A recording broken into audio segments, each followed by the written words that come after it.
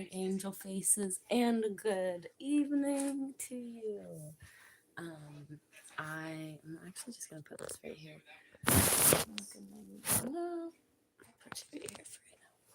So yeah, I'm gonna do a little chat tonight, just for about 30 minutes on some topics involving self-harm, involving the S word, um, and I would like to just kind of open up the field and talk about it a little bit. I'm also going to be talking about 13 Reasons Why, which is um, a film or a show that I saw on YouTube or on Netflix. Um, yeah.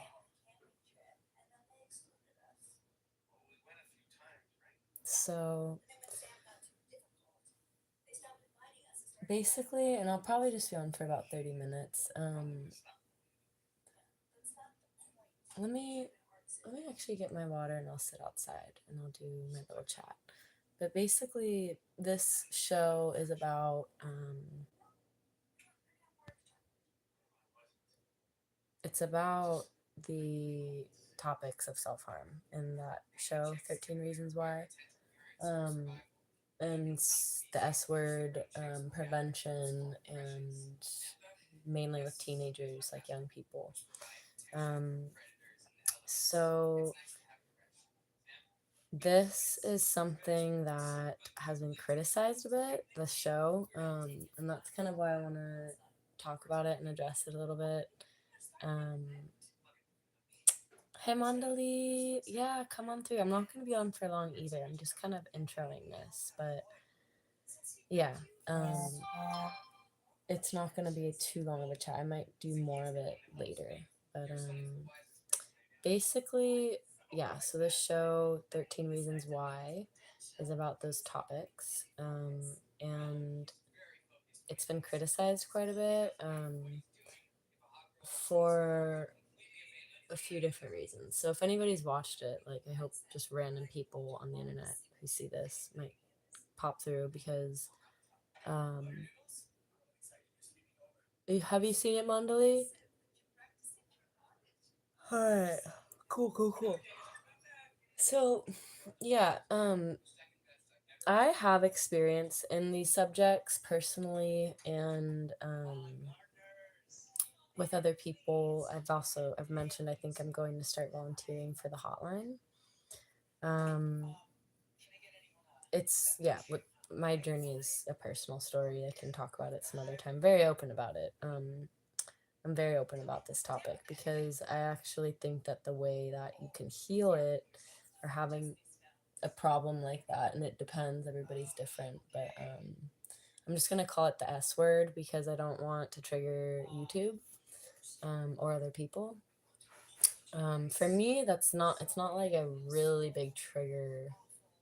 I mean, it's like, it is because of how intense it is, but it's also just like, it just brings up the energy of pain to me, and that's what I would say is worth going into and being open about it. Is that, for me, it just kind of shows you that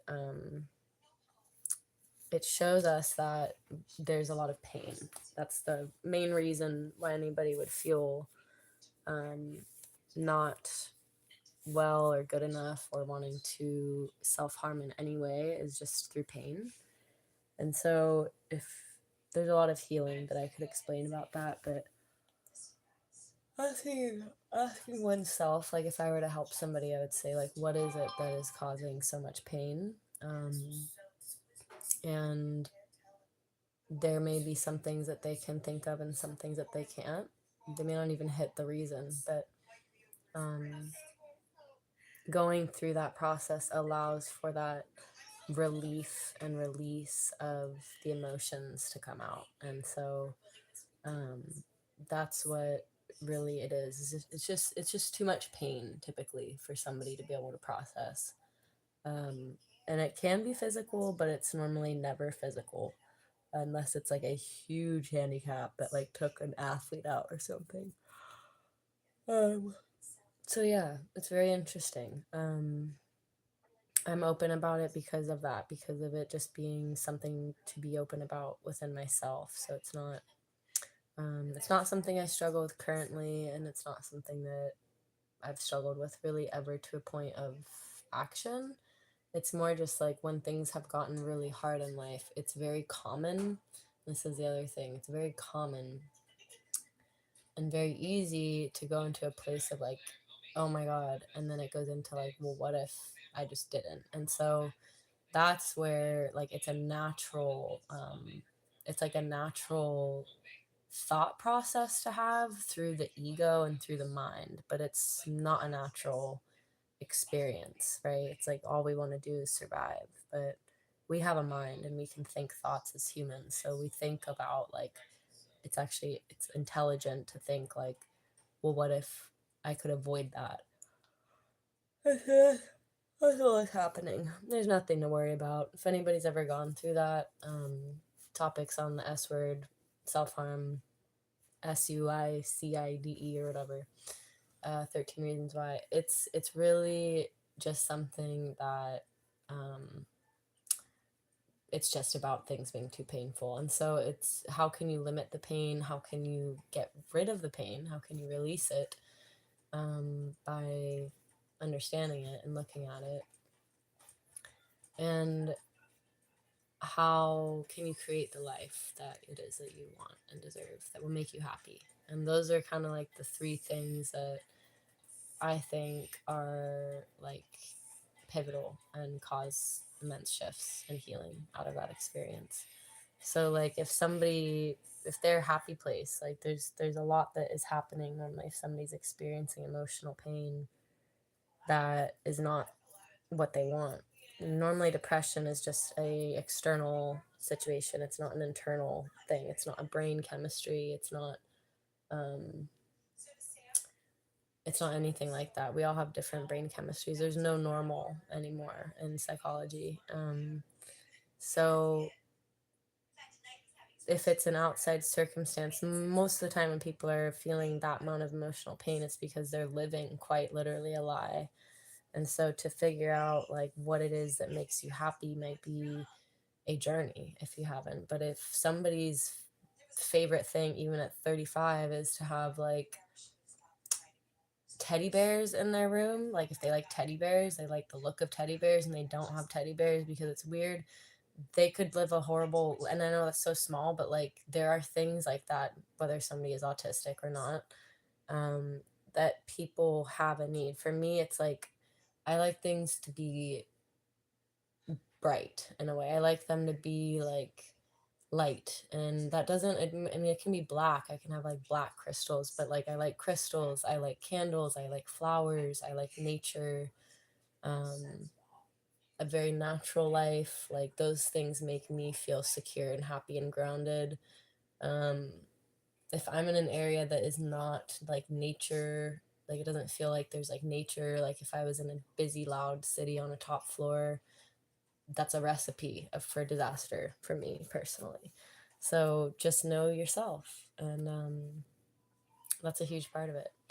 But yeah, about the show. So I thought personally, and the show has been said by like people in psychology, which is my education, that it's not a good representation of mental health. Like it doesn't have enough mental health, and it's not a realistic representation of that experience. And that's the thing that I actually want to talk about.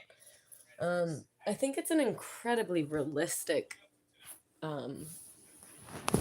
like portrayal of what it is to experience self-harm or S-word tendencies or S-word thoughts, or to have gone through the action. I think that it's incredibly accurate. I think that people don't realize or think certain things about that experience.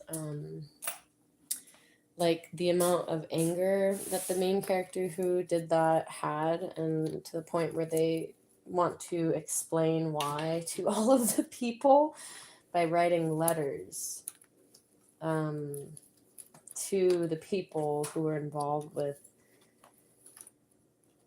her feeling that way. And this is where, like, there's a lot that could be said on that. Like, in self-healing stuff is like, you have to kind of like go through this life accepting in a way like that you're the only one who's going to kind of make things better for you, but that's actually like the most limiting thing with somebody who experiences and that's like the trapping thing with somebody who experiences S-word tendencies, is that they've been going through it so alone for so long that that's not going to be their answer. And the way that she did that, just the way that they had somebody do that. Look at me in my PJs. I have to go out and get something, so I'm going to continue talking while I go to the store. But I thought that was incredibly accurate. I thought that was like just very accurate for the actual experience. There's a lot of anger normally for why somebody feels that way, like what things have led to that. And it's normally not something that's really like known or experienced to that degree at the time. Like, I think that if somebody really knows why, then the desire to hurt oneself doesn't really come out quite as much. It's more about what's upsetting them in the external, so like other people. But to cause like the most hurt, one could do that, and perhaps that's why she did that. So like what I'm trying to say is that a lot of times that action is a hostile action that's meant to teach people, which is like the gnarliest thing, but it's like, okay, you don't care, well, this might show you one day that. And that's literally that is how people feel. And I know that people kind of think that they do, but like from somebody who has experienced some of that in my past and dealt with other people who have, that is definitely a big part of it. And I just thought that it was really realistic and authentic the way that they showed that, because it wasn't just like a story where somebody wants to go off and do that and just, you know, be done. It's like a message, and that's very accurate, and it's very twisted. It's very twisted to like want to do that, but that's how people feel when they feel so alone. And that's the other point, is that it is entirely an alone based thing and experience. Like, and it could be somebody who's surrounded by people but still like alone, like there's nobody that they really connect with or that they feel has their back or is really like them. Those are all things that lead to that, and that's why we have such high rates of that right now, because so many people are feeling that way, especially like young people.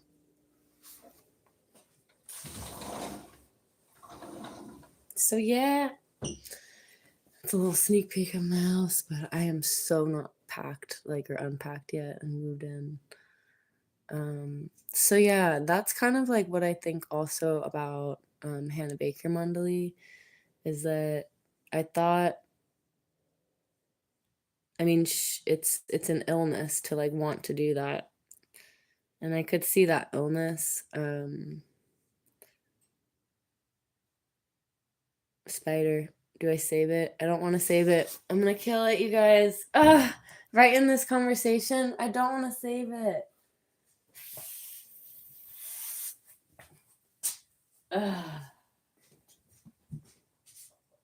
try to save it and probably lose it in the meantime. Okay, it's still there. You're all here.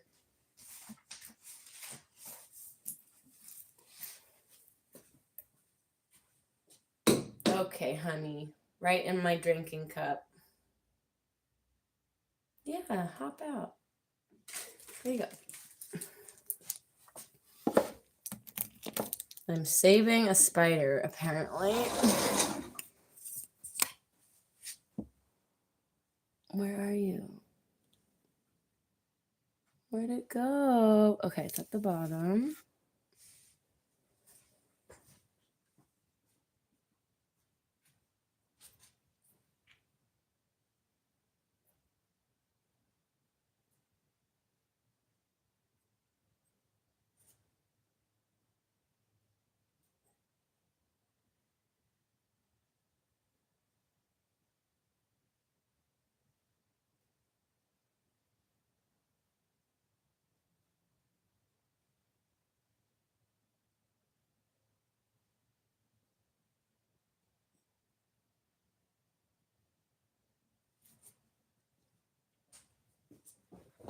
I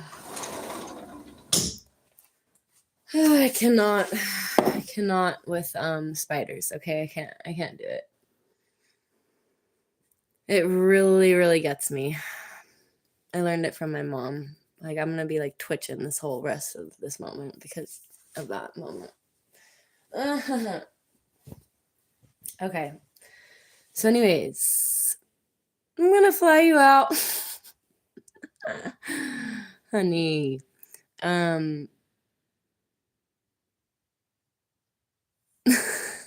It's okay. Hi, Tony. It's like a flashback from the past. So anyways, yes, that's what I would say about Hannah Baker. Did you hear anything I said about her, Mandali? I'm gonna bring y'all to the store because I need to go. But yeah, I think it was really realistic. I think it was incredibly realistic, and not in a good way. Like, it's. I'm going in my rainbow colored robe as well. I wonder if people think that I'm like gay when they see this. Not. But I am. So yeah, that's what I would say. I thought it was really intense. I don't like, can we just talk about one thing?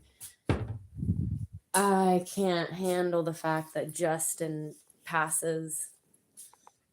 I am going to bed, so don't judge me in my hair, all right? Like, it's bedtime. I need to be going to bed at this time. So I almost have to. But y'all, I've been going to bed at like 3 a.m. So it doesn't matter. Yeah, I can't hang with Justin passing in 13 Reasons Why. It's like really not cool to me. He was like the best, like the absolute best. And I definitely like really liked him. So that was really lame. Okay, bye, Mandali. Did you hear what I said about Hannah? Because yeah, I thought that it was really realistic. I thought it was really intense, and I think that the anger that she showed and like trying to like tell everybody what they did is super realistic. Like, not that happens all the time. People don't do that, but that's what's behind it. That's what's behind the action of doing that, and that's what's behind the feeling. Like, that's what would heal it, is if they. It's not necessarily what would heal it, but if done in the right way, like, is kind of embracing the people that affected them in that way.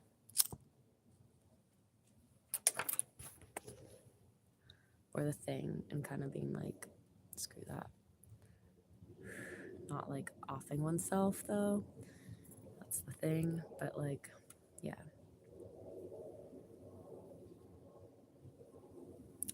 Yeah, I thought it definitely did. I mean, they could have mentioned it more. Look at my cute little fence. I made it.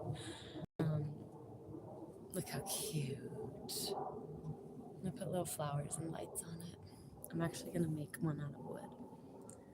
Hi, Polly. How are you? Mondali.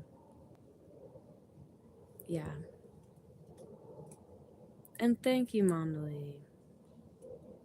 I appreciate you standing up for that. I'm gonna pin their message.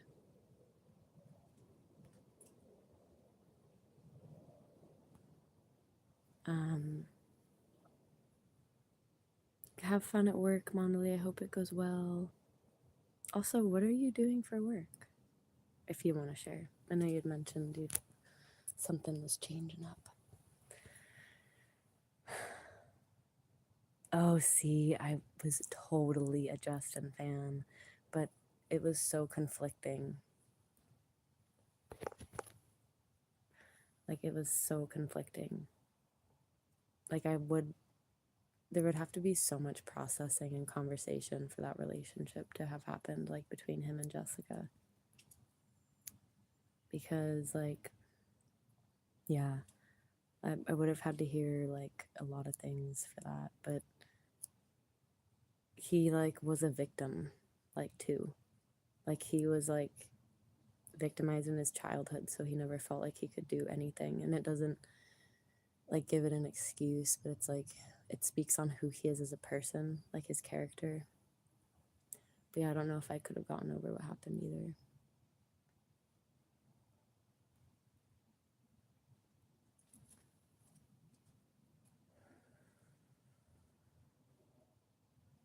Yeah, I don't know how, like, realistic that would have been, like, for them to have worked out, Jessica and Justin after what had happened. And it's a show, it's a movie, but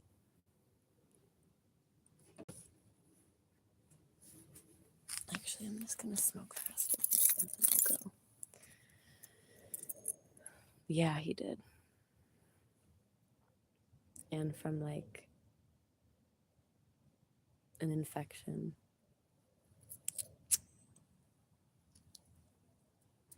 that, like, went systemic or something, like it went to his brain. Yeah, he was in bad shape. It just broke my heart. I turned it off. Like, I was watching it again the other day and I was like, nope. Right at the last episode, just because it's like, it was just, I don't like that they did that. I think it would have been a much better show had he, like, gotten better, like, whatever would have happened between them. But I think it kind of was, like, meant to make you feel sorrow for that character.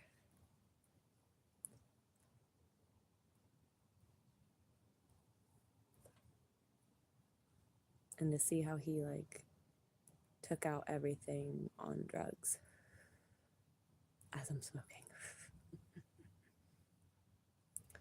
So, yeah, he, like, couldn't cope with what had happened for him. But he didn't defend Bryce Walker.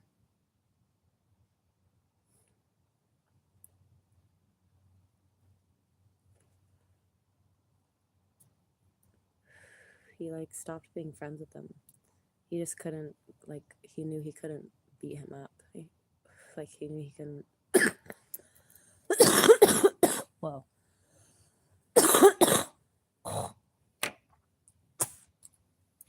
Just top of the morning coughing out my lung. Yeah, he knew he couldn't, like, change that.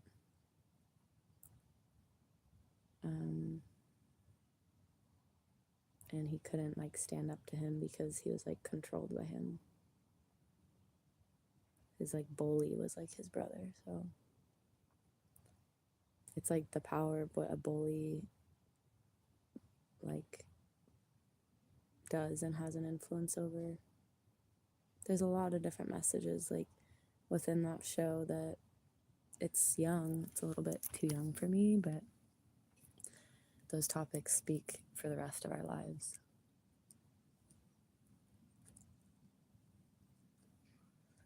I don't know if anybody else has noticed that, but like life, like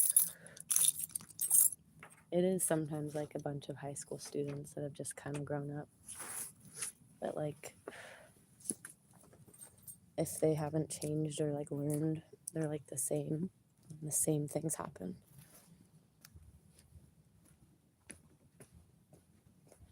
So it's just about learning.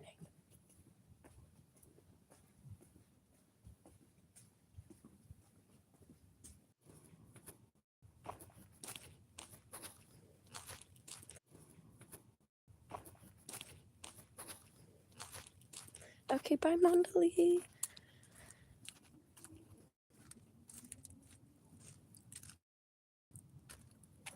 Oh, you didn't like that? See, I thought like originally with Bryce redeeming himself, I was like, nah, like fuck this, fuck this, fuck this. And then I was like, oh no, this is like super intense and like deep and in depth. And honestly, like kind of a dream. Like that's kind of what people dream of happening.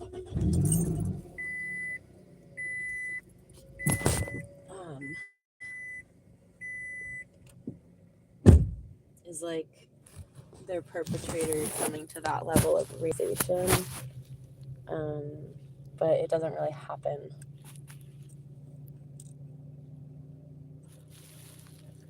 So that's actually probably like the one thing I would say isn't super accurate. And they talked about that. They tried to say like, yeah, this show is cool too because it gives a voice to that, and it does, and that's super cool.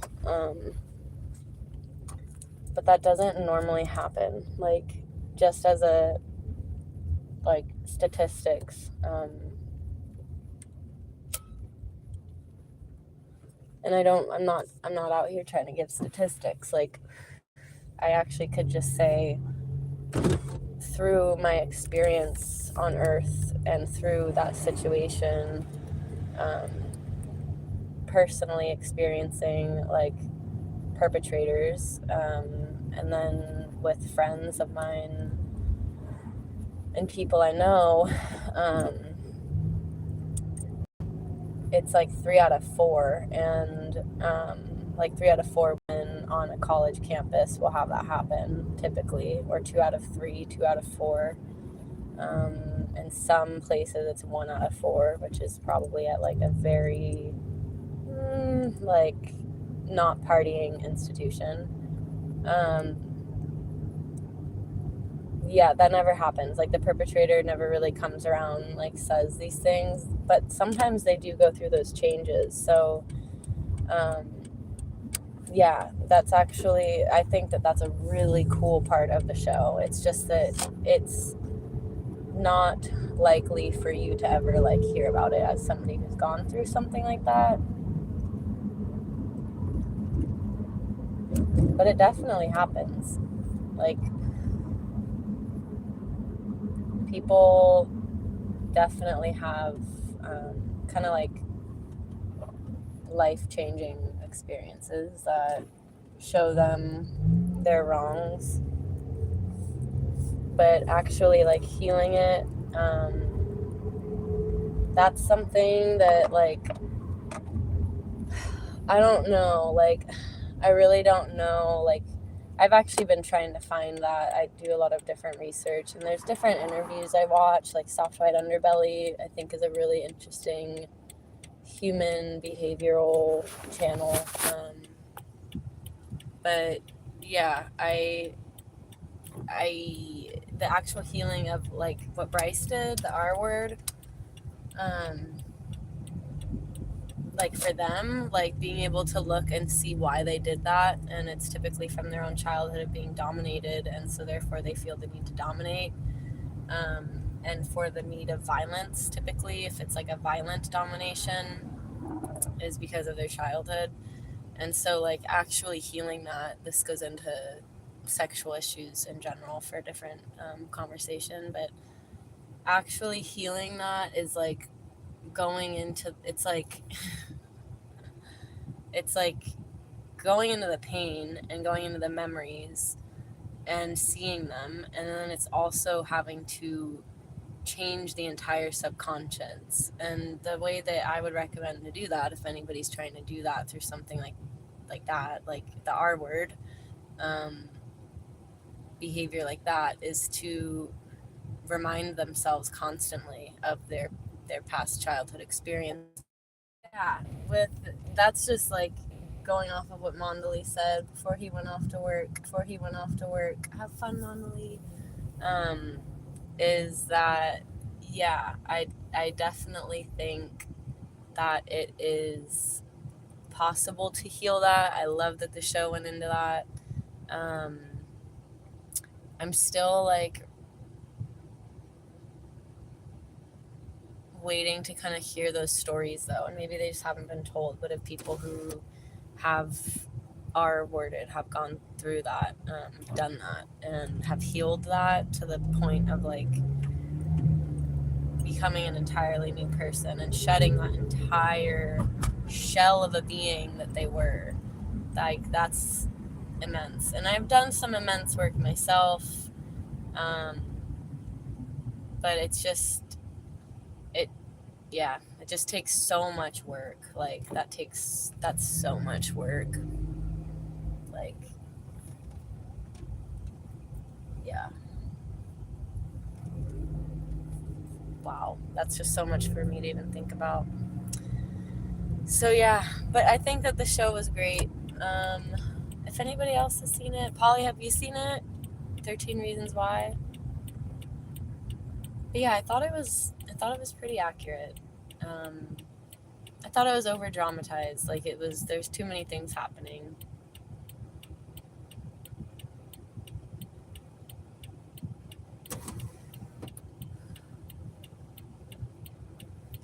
But a pretty good show.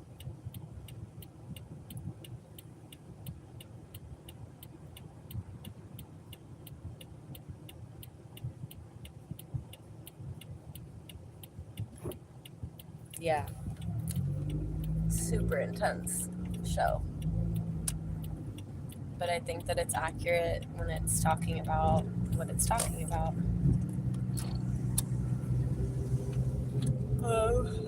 That's not from like a mental health professional's perspective.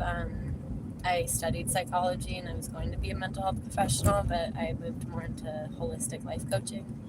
It is coming from somebody who's essentially like that, but more so somebody who knows about that and then also has experienced that. And I just feel like the amount of emotional like pain that was shared that's 100% like what's going on. That's why she did what she did.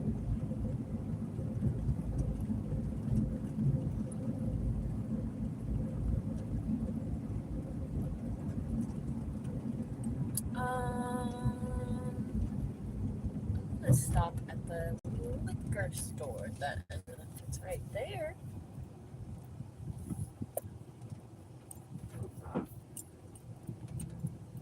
13 Reasons Why. So it's like a teen kind of show, though I wouldn't recommend it for teens.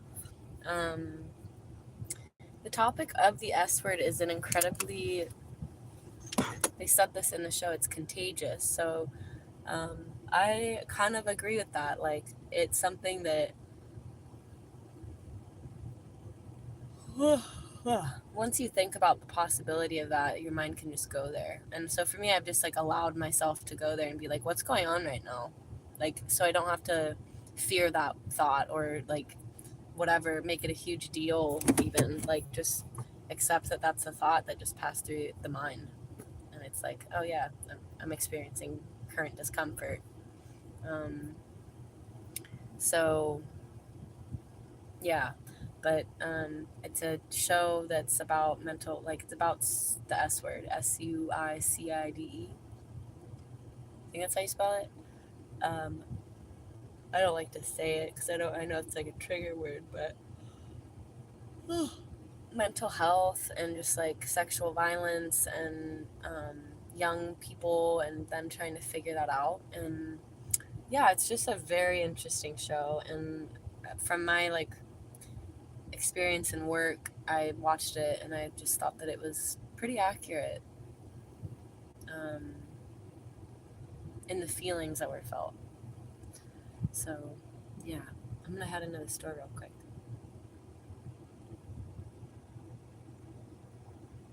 You guys can come. I'm just gonna like turn off my camera.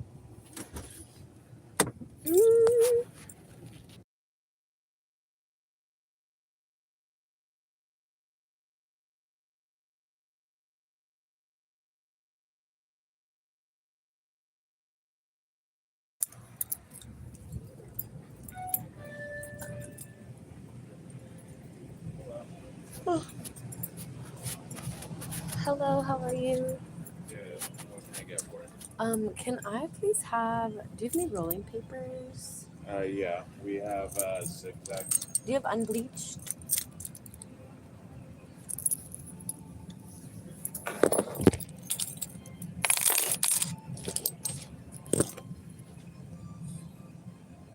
I don't, unless it like there's a certain one.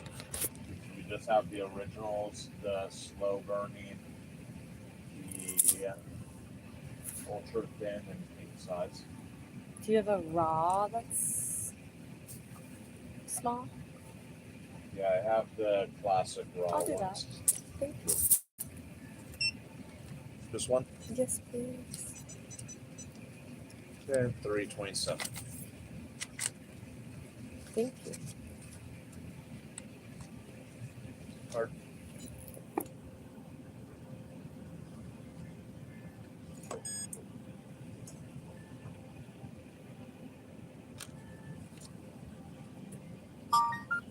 Okay, all set. Thank you.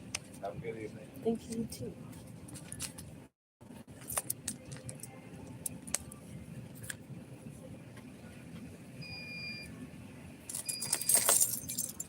Have a good night.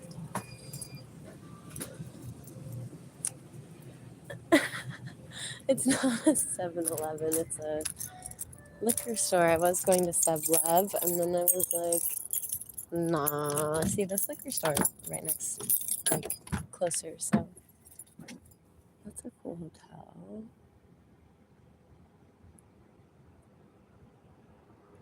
Huh.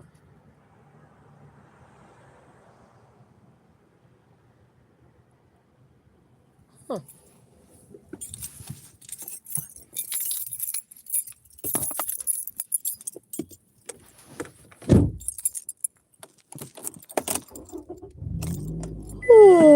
Okay. But yeah, Polly, if you ever feel like watching something about that, otherwise I wouldn't recommend it.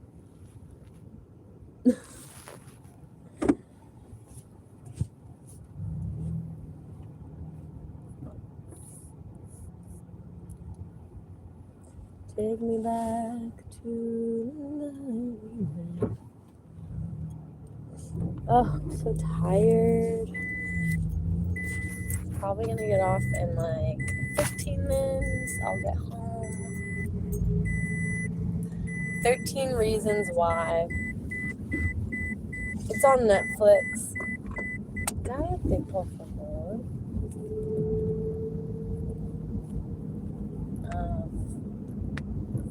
What is the Calvary Church?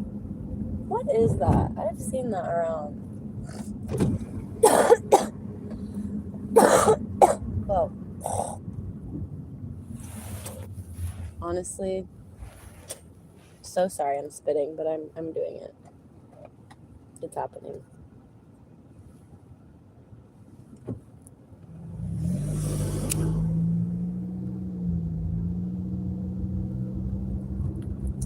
Yeah, 13 Reasons Why. That's it.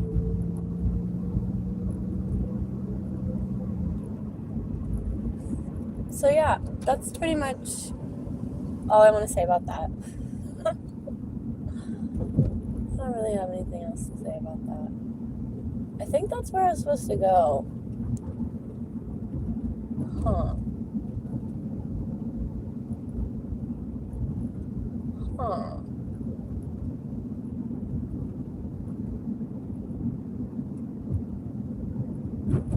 trying to get home without mapping myself.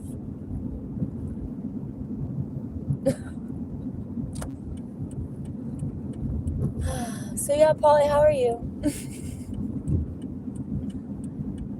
What are you doing at 10:45?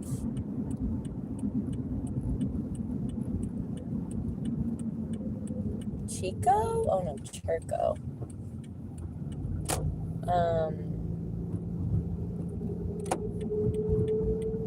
Yeah, my map's just like trying to rat me out and say where I'm at all loud. So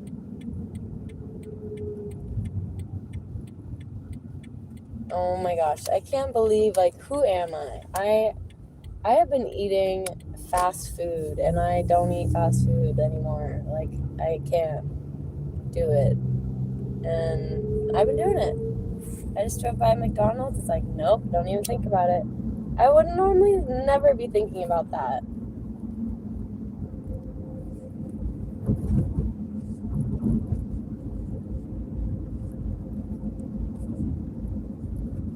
But I got into the habit of it, and then it like isn't it? It's like addictive. It's like, oh my god, you want it again. But it tastes like crap. It does not taste good. I would way rather chop up some potatoes, put some oil and salt, and put them in the oven than like have those fries. They're not that good.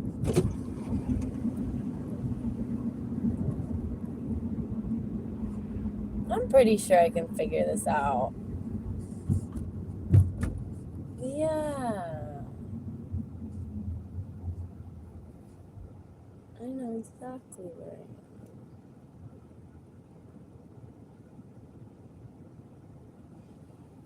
Take me back to the night we met. Oh, that song is in that show, and it's just in a very sad part.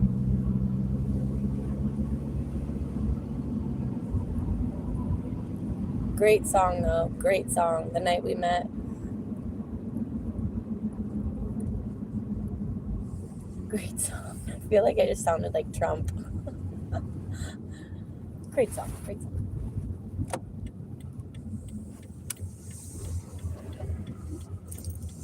That's unfortunate that one person can like make a whole way of speaking like them because they do it. So I'm just gonna say that he sounds like me.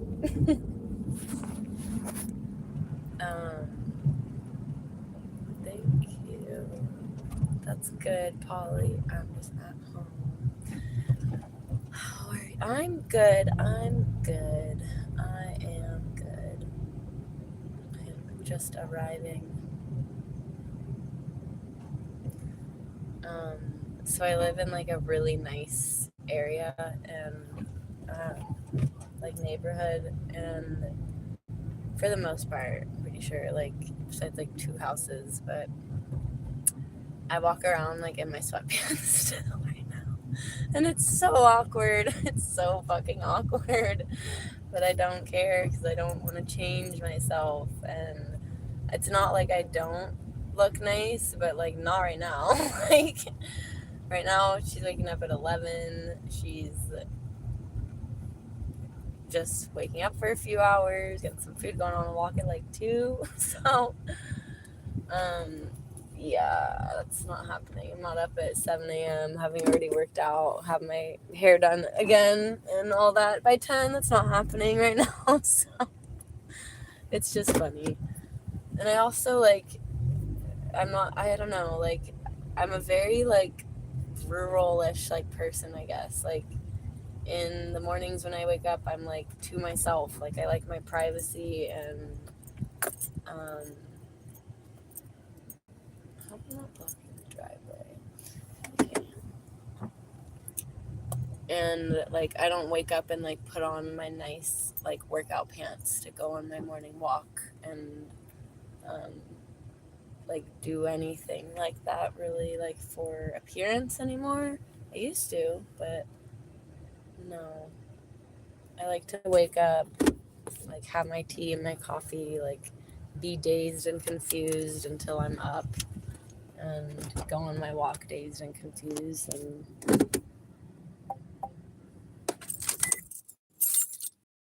be up by the time I'm done with that whole process. And I do it. Where I lived before, I would do it. I would go on a walk right when I woke up, and or after maybe like 30 minutes. Just in my PJs. Saying hi to everybody.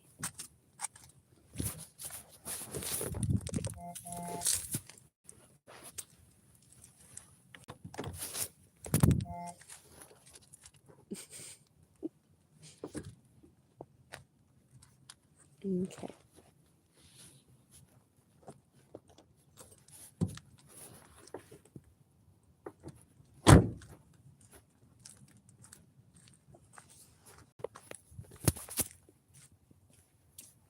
Yes, it's okay.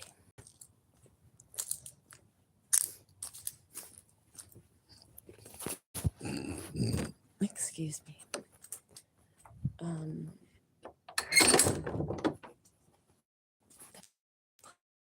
I live the house, like the main house and like the main owner of it, goes to bed like so late, like it blows my mind because I'm like it's like 1:30 and 2 o'clock and I still see her like, and I don't know, it kind of blows my mind. I wish that she didn't because I don't like seeing all the lights on, but I can't control that. All right. Oh.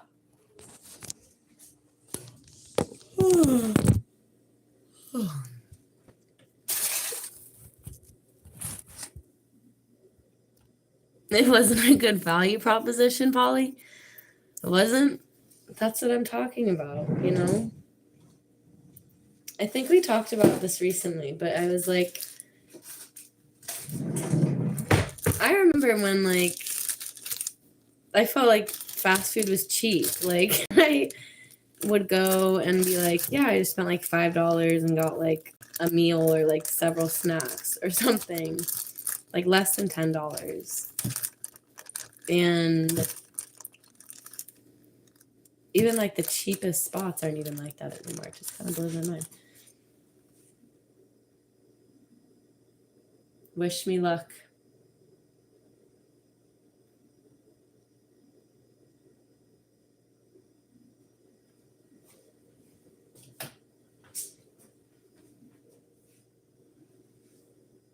Where did you go? Don't do this to me.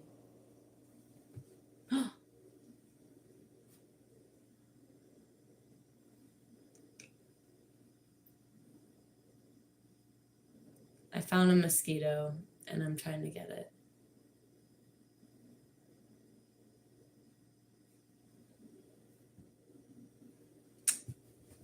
I'm not gonna put the fury. How could you? Spirit, bring it back. Show it to me. I need to be mosquito free. Yeah, I've been leaving my window or like my door open.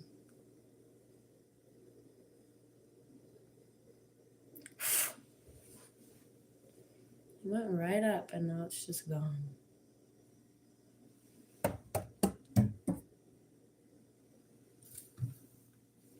Well,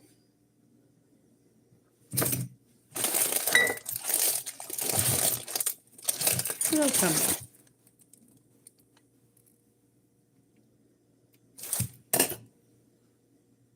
All right. Just so y'all don't watch me just spaz out for a while. Made it. Yep. Yes, back home to this wonderful. Feel only habit or in and out are reasonable quality. Yeah.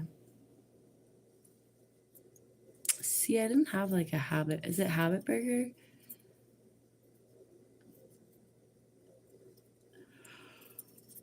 Yeah, I don't know.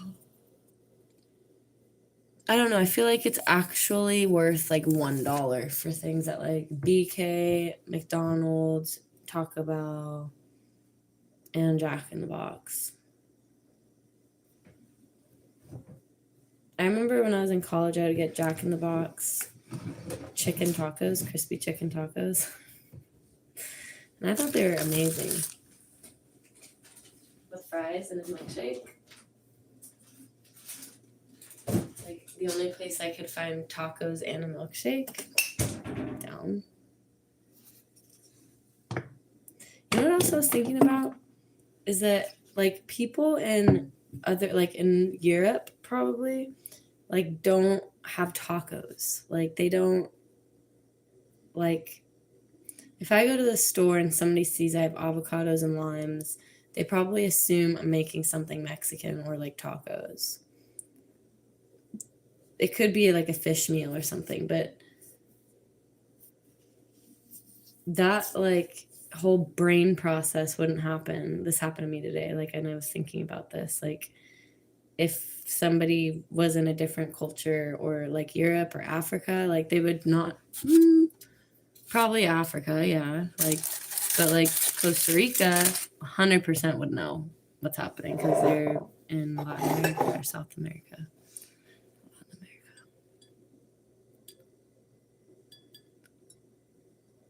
But yeah, anyways, tacos. Tacos are good.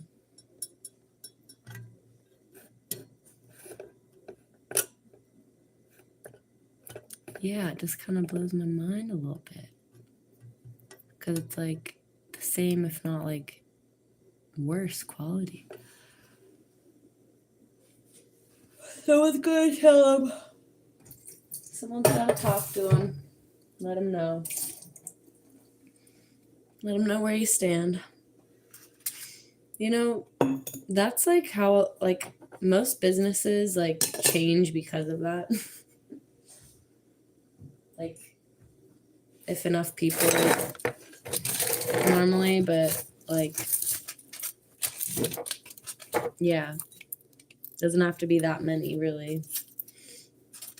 If people are just like complaining on social media about it, the price thing, they might not like knock the price, but you could be like, it tastes like garbage and needs to taste better, and they might make it cheaper too. Maybe it's just done and we just need to all stop consuming it.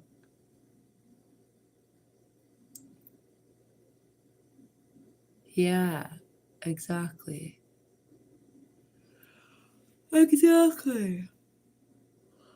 That's what I think about with Spanish too, because like I learned Spanish in high school and then I went to Costa Rica and spoke Spanish there, which I didn't even expect to do, but so I only went to like Spanish 3, I think. Like I wasn't like, I think I did Spanish 3. I don't even know if I did Spanish 3. I think I had to. So like 3 years, 3 terms.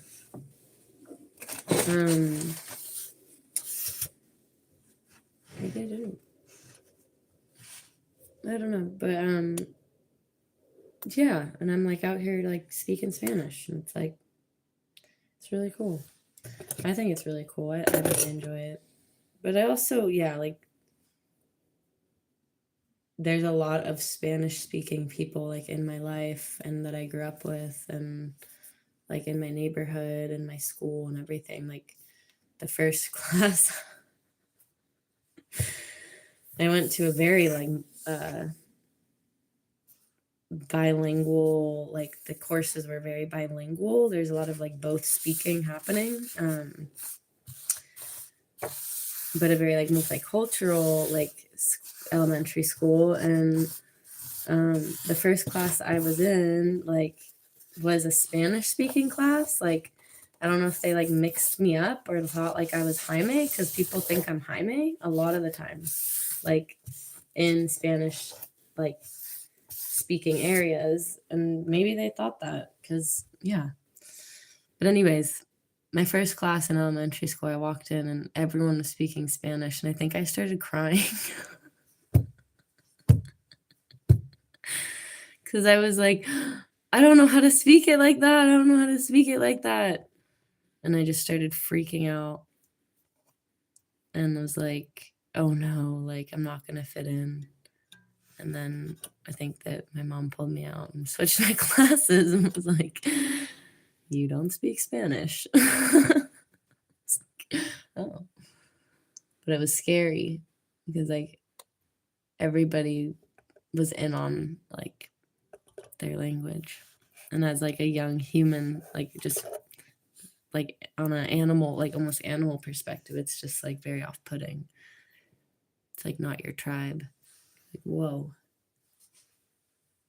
Language, I guess.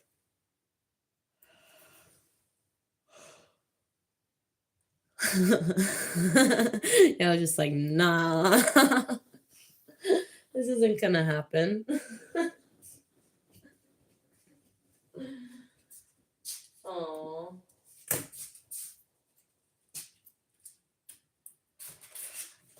I think I was also kind of scared because, like,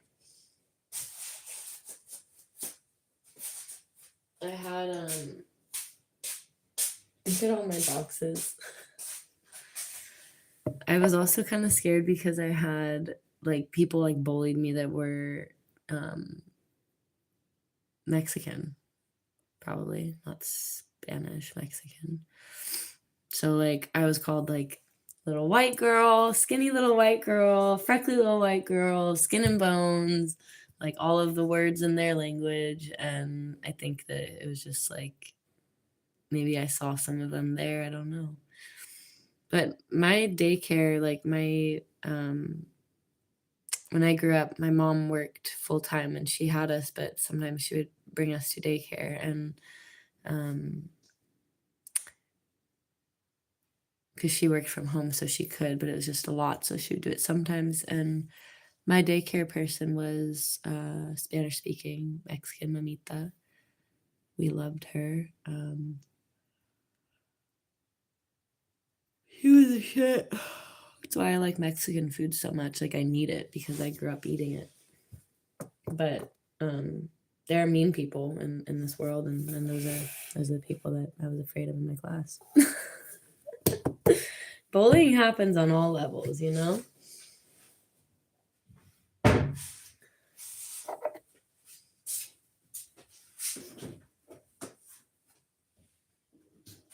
Just the sensitive little Jamie.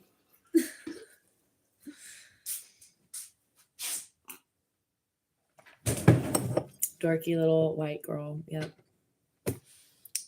Yep. And like I think people knew it. Like people knew I was really sensitive at a young age, and they would like tell me that and like make fun of me for that. And I got bullied a lot by just like everybody, like other people, including like friends of mine. So not everybody, but yeah. Yes, everybody. Bullying, not cool. That's another point to that show.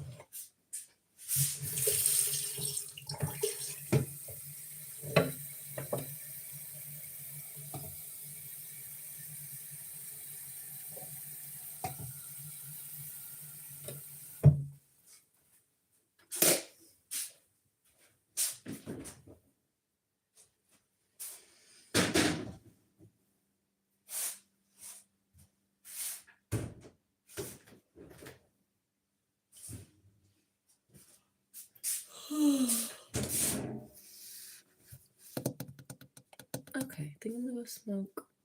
I'm gonna get off.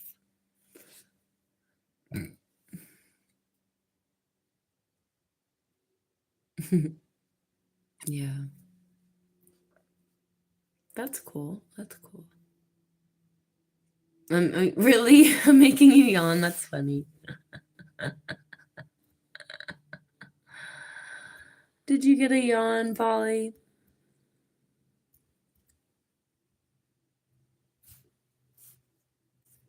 Yeah, it's really interesting. When I went to Costa Rica too, that's where like it was cool to see like the language actually being used and like come out and be like make sense. Like it was like, oh, I'm glad I got an education in that. That's so funny. I'm making you tired. That's hilarious.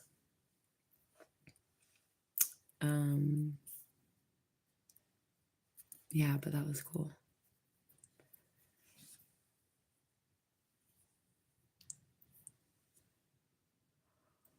There's another one for you. I have to do my dishes.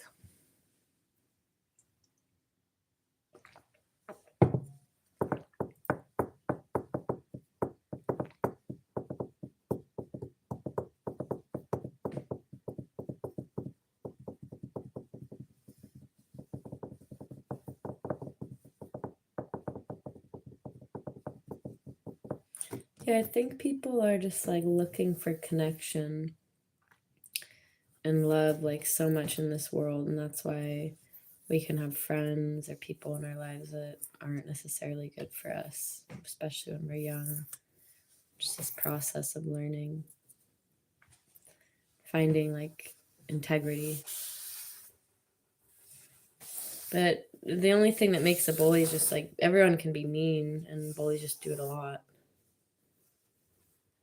And to the point of having like power.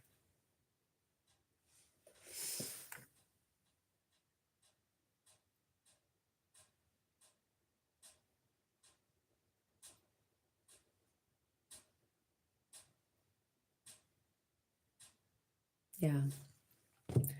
I also was friends with a lot of like alpha women. So I'm also an alpha woman, so it just didn't work out. But I'm like I'm not like a very quiet alpha woman. Sometimes I'm very loud. I mean, quiet, like sensitive, but I talk a lot. Life is so interesting. There's so much going on. Let me show you. Bonita! Aren't they pretty? Yeah. It's those mirror neurons in your gut, too, in your brain. You recognize she's tired, I'm tired.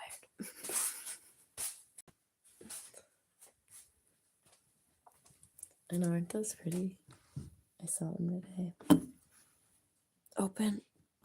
Actually, let me see if I can show you. There's my outside. And there's the hillside. It's kind of interesting, but you can see it.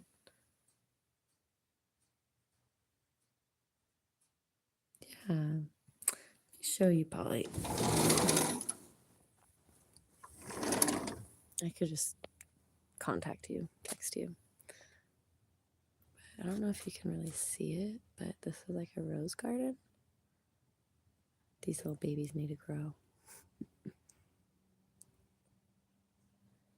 There's a tree. I can't really see too much right now. Flash. So that's the rose garden in there. All of those in there. And then this beautiful bush. And there's a bird in here. There's a dove, and she chills in there. And then this is my just little front area. Well, this is my area, actually, because she doesn't come back here. So I made this little fence, because that's the main house over there. Yeah, it's pretty cool, pretty cool. And then this my little home in here.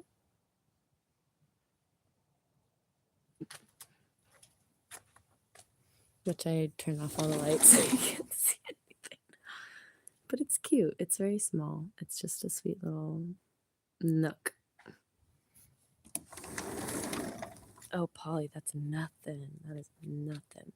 I'm probably gonna like put some more things on there. It's actually temporary. I made that in like 10 minutes. But yes, I can be very artistic. I made a whole like, I don't know if I ever showed it. Oh, it's so cool. I always do these fun things for my garden space. but it was like a picture, or it was a canvas behind a painting. So like, you know, canvas painting. Um, excuse me, I'm gonna burp. Sorry. Oh, look how beautiful too. I didn't even notice that was pointed there. The canvas things for the like paint, like painting, like canvases. Um, it has like a frame behind it, behind the canvas paper, and I took out the canvas paper for some reason. I don't remember why. And so I used the frame and like made it, and like wrapped a bunch of flowers around it, fake flowers and different ones, and made it like a floral frame that was really big, and I like put it outside, and I put a mirror behind it at one point when I had it inside, so that you were looking into the mirror behind this like beautiful. Did I get it? Oh, oh, I need my flash phone. I need my flash. Oh, that was so awkward. Cringy moments. So yeah, Polly, that's how my days have been going in many ways. Gosh, just like not smooth. Like the mosquito, I guess that was smooth. I got it. It was right there.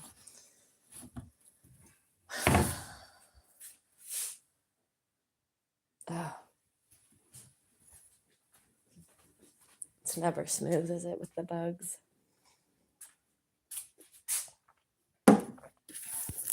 Okay, we're done. Sorry about my like really gnarly bug moments over here. I really need to like keep this door closed. I think that would suit me well.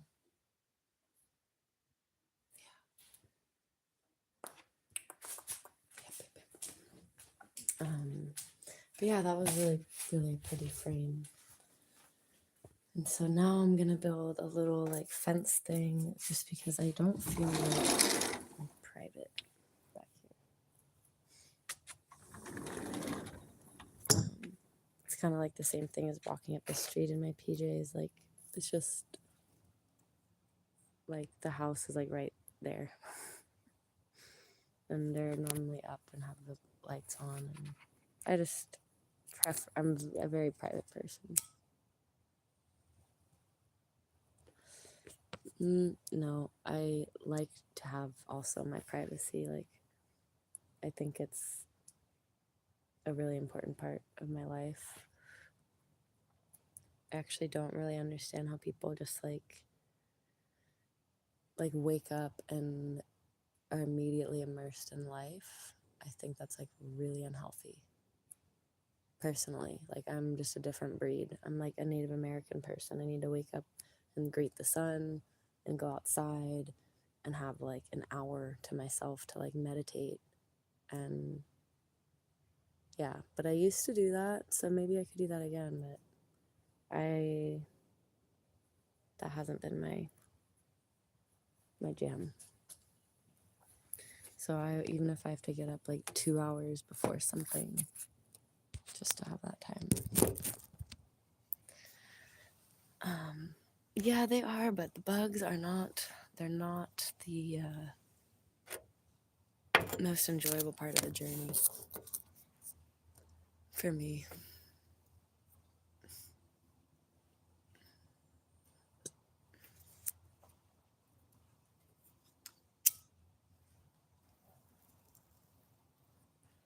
Not the jam, no.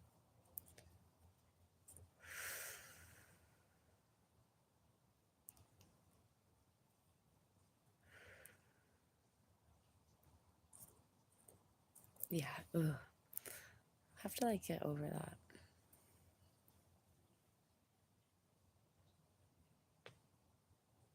That was a really good crack.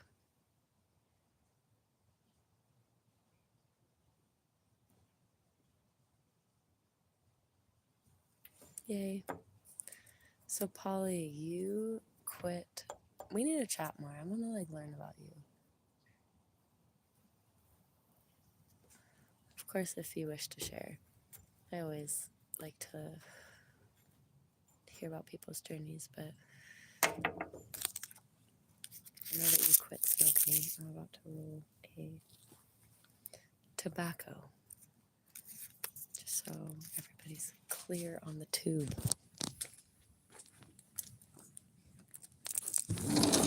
Open sesame. I need to bake a sweet treat because I can't find my norms out here, and I need my norms. And what I mean by that is like my normal ice cream. I wish that you could see me, but I don't want to turn that up. My normal meat.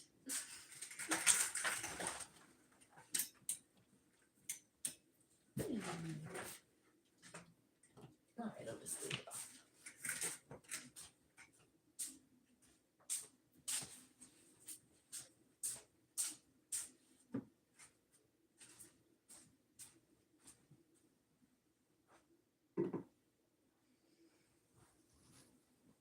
Do, re, mi, fa. Fa, mi, re, do. Do, re, mi, re, do. Do, re, mi, fa. Fa, mi, re, do. Mi, re, do, mi, re.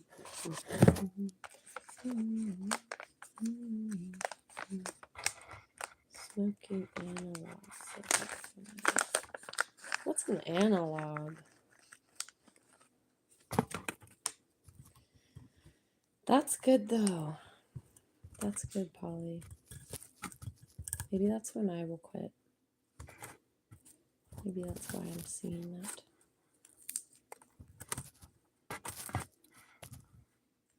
I want to like quit for a while, and then I'm hoping to be able to do it every once in a while.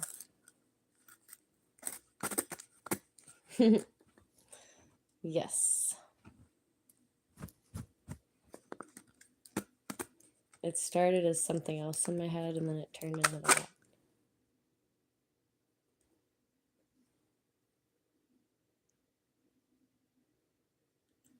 I thought it was a song that I sang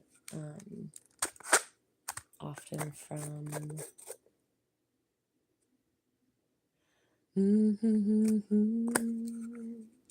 my sins away. Jesus washed my sins away from Sister Act.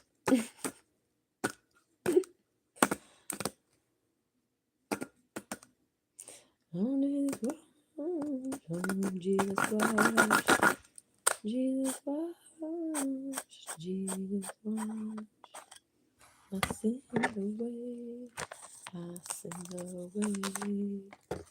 Oh, happy day. Yeah, oh, happy day. Oh, happy day. When that kid just goes off. Such a good movie. I miss that movie. The movies in like the 90s, I feel like were so much better.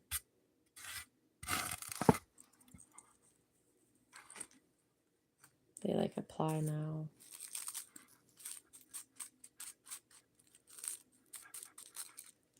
La la la la la la la la la la la. He taught me how. He taught me how to wash my sins away. Yeah, it's been a long time. I think I actually watched it a few years ago, and I was like, "Yep, still amazing." I also like loved Whoopi Goldberg though. I thought she was like the best and funniest and most amazing like actress and woman like ever.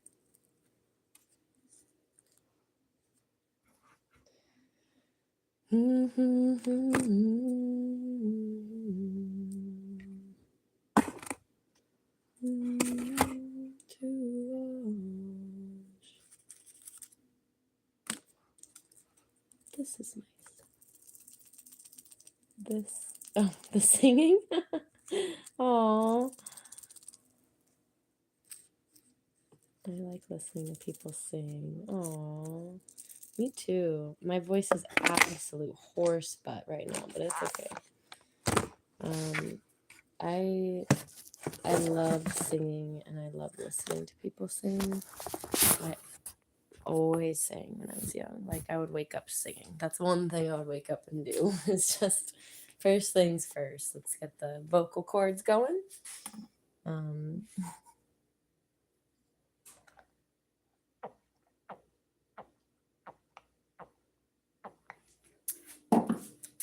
Water. Water. Water. I need it. I think I'll be quoting SpongeBob for the rest of my life. I hope.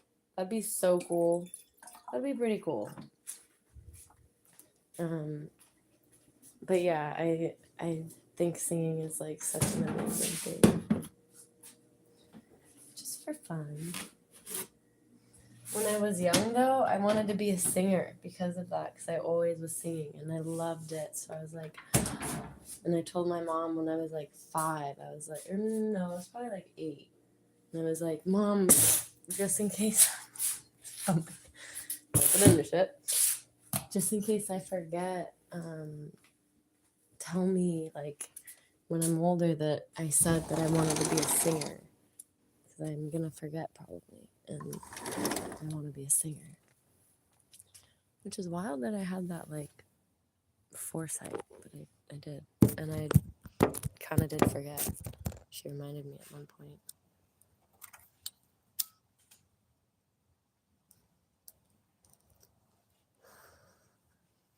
And sometimes I even think about like, yeah, what was I supposed to do? But yeah, I still could pursue that. I have to quit smoking.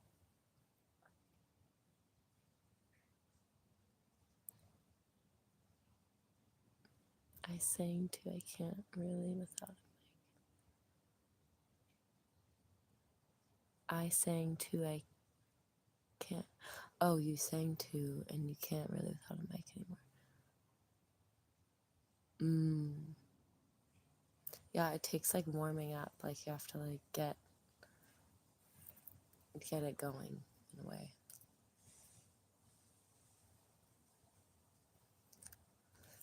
So for me, I like will sing for a while, and then after a while, I'll be like, all right, we're there.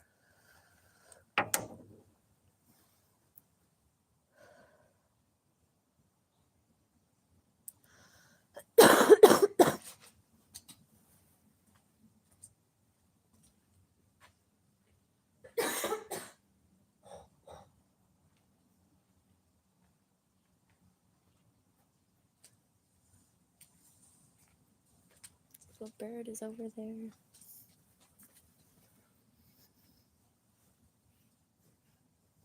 La da da. He taught me how to watch. That song just puts all the good feelings.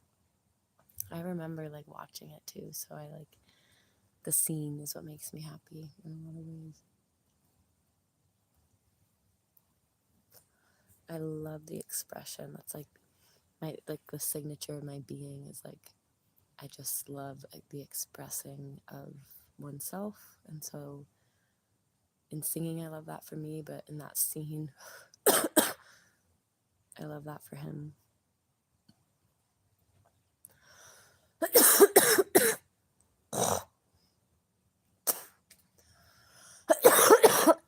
Jesus. Yeah, it's a little bit hard to like sing well with that going on. I'm gonna go inside.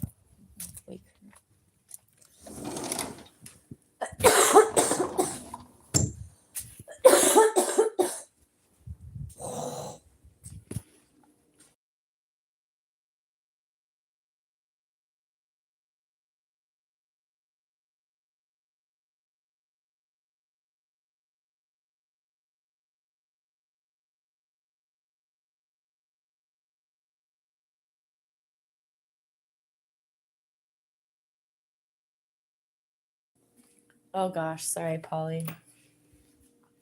Like literally just hearing me hack loogies is so gross. But again, that's where I'm at right now. That's why I need to quit smoking, as they say. But also, it has a lot to do with my allergies and the fact that I'm not getting up and moving quicker. La da da da da. He taught me how. Okay, I think I need to go. Before I go on more tangents with this. I appreciate that, Polly. It's funny because. Yeah, it's just funny.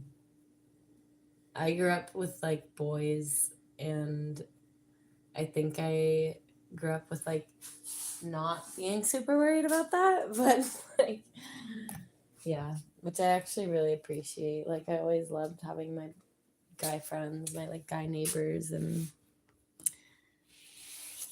people I've dated have been pretty much like that, where they've been like, "You go, girl, you do your thing." I'm like, okay, good. I'm glad to be able to live my life. Let me get my cigarettes.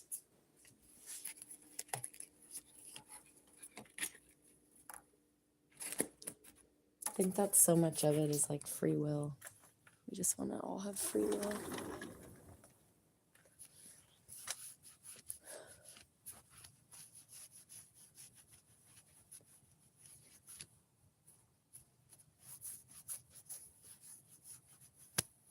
Yeah.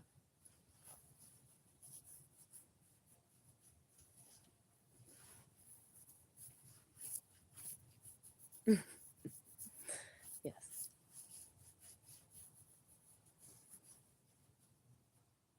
I mean, that scene is just like the best, though.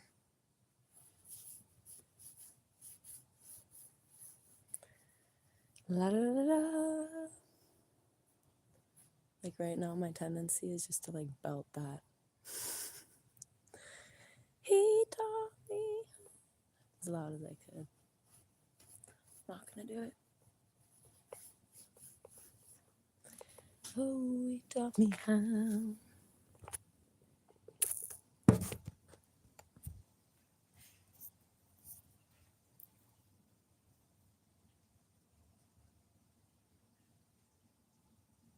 Ah, so great. Yeah, he hit that high note in that part.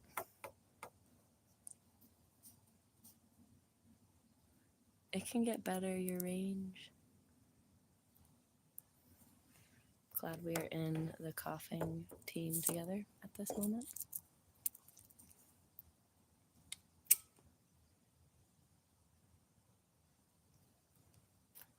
Yeah, Polly, when you come and visit, we will hang out. Maybe go get my car washed or do something of the sorts. Maybe watch a movie at the movie theater. I want to go there really bad. Maybe get lunch or maybe sit out here. But I don't know if I'm going to have anybody over at my spot for a little while, so I'll have to think about that.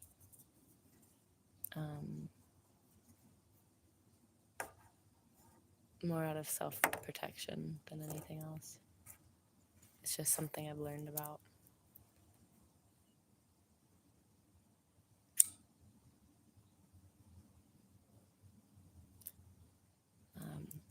And was told, like, I don't know if I've ever shared, and I really don't feel comfortable sharing on here because, like, this person has my YouTube, but, yeah, see, now I'm not going to. I had a feeling of that. But yeah, just, like, don't share where you live as a female, typically, until, like, you really have somebody, like, locked into your life. It's just, like, it sucks. It's not the way I used to live. Like, definitely not in college, but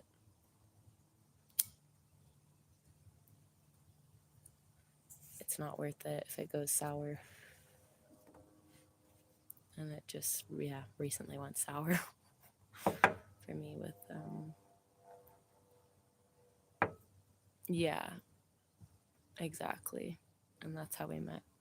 So it's kind of like something that I still feel like keeping private, but it's always fun to kick it, possibly meet.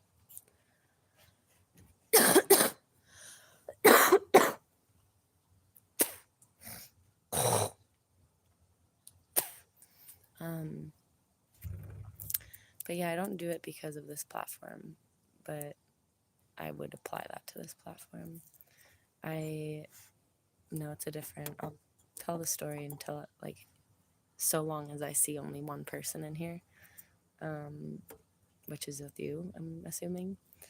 But yeah, I met somebody really randomly off of like a text that was from DMV to like many people in my area. I don't even feel like I can communicate this on here. I'm not gonna do it.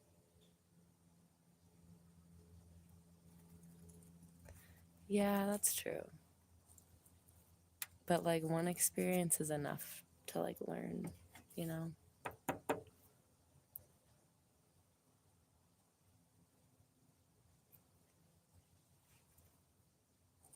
And it kind of was like with somebody else too, where I just was like, yeah, I should not be inviting them to my home.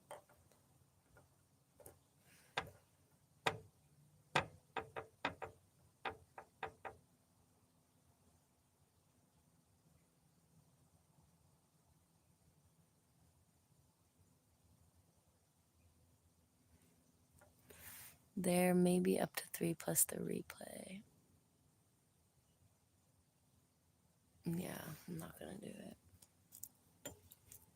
But anyway, I'll tell you, Polly. I'll tell you the story of this person. I love stories of people. It must be like, reminds me of like with my girlfriends, like, tell me what happened. So it's like juicy for me.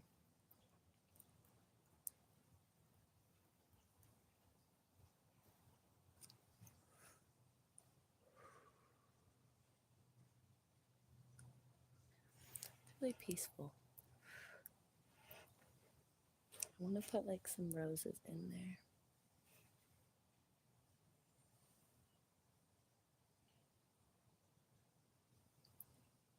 This bush near me is a camellia or a gardenia, and it's really beautiful.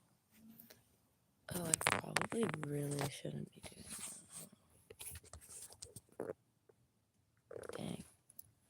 I just had my phone leaning against a candle, and I don't think it's very smart. It doesn't feel very hot.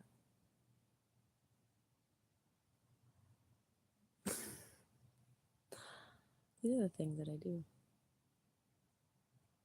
The tea, as they say. Yes. I would love to share this tea with you. And my door is cracked open again. Hi, May.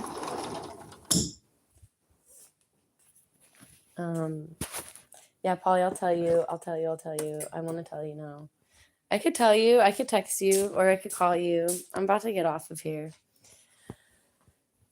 Yeah, there's been so many different things that I've kind of like wanted to share. I was very much wanting to share more things about relationships. You cracked my back. Oh. Relationships, sexuality, sexual trauma, and sexual orientation. So the whole shebang. And like divine sexuality is essentially like what will be the overarching conversation of that. I was thinking of doing that tonight, but I just kind of could flow into this a little bit more.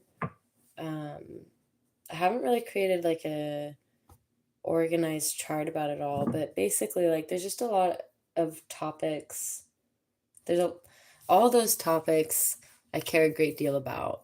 And more so like around the conversation of like divine love and um, divine sexuality and um,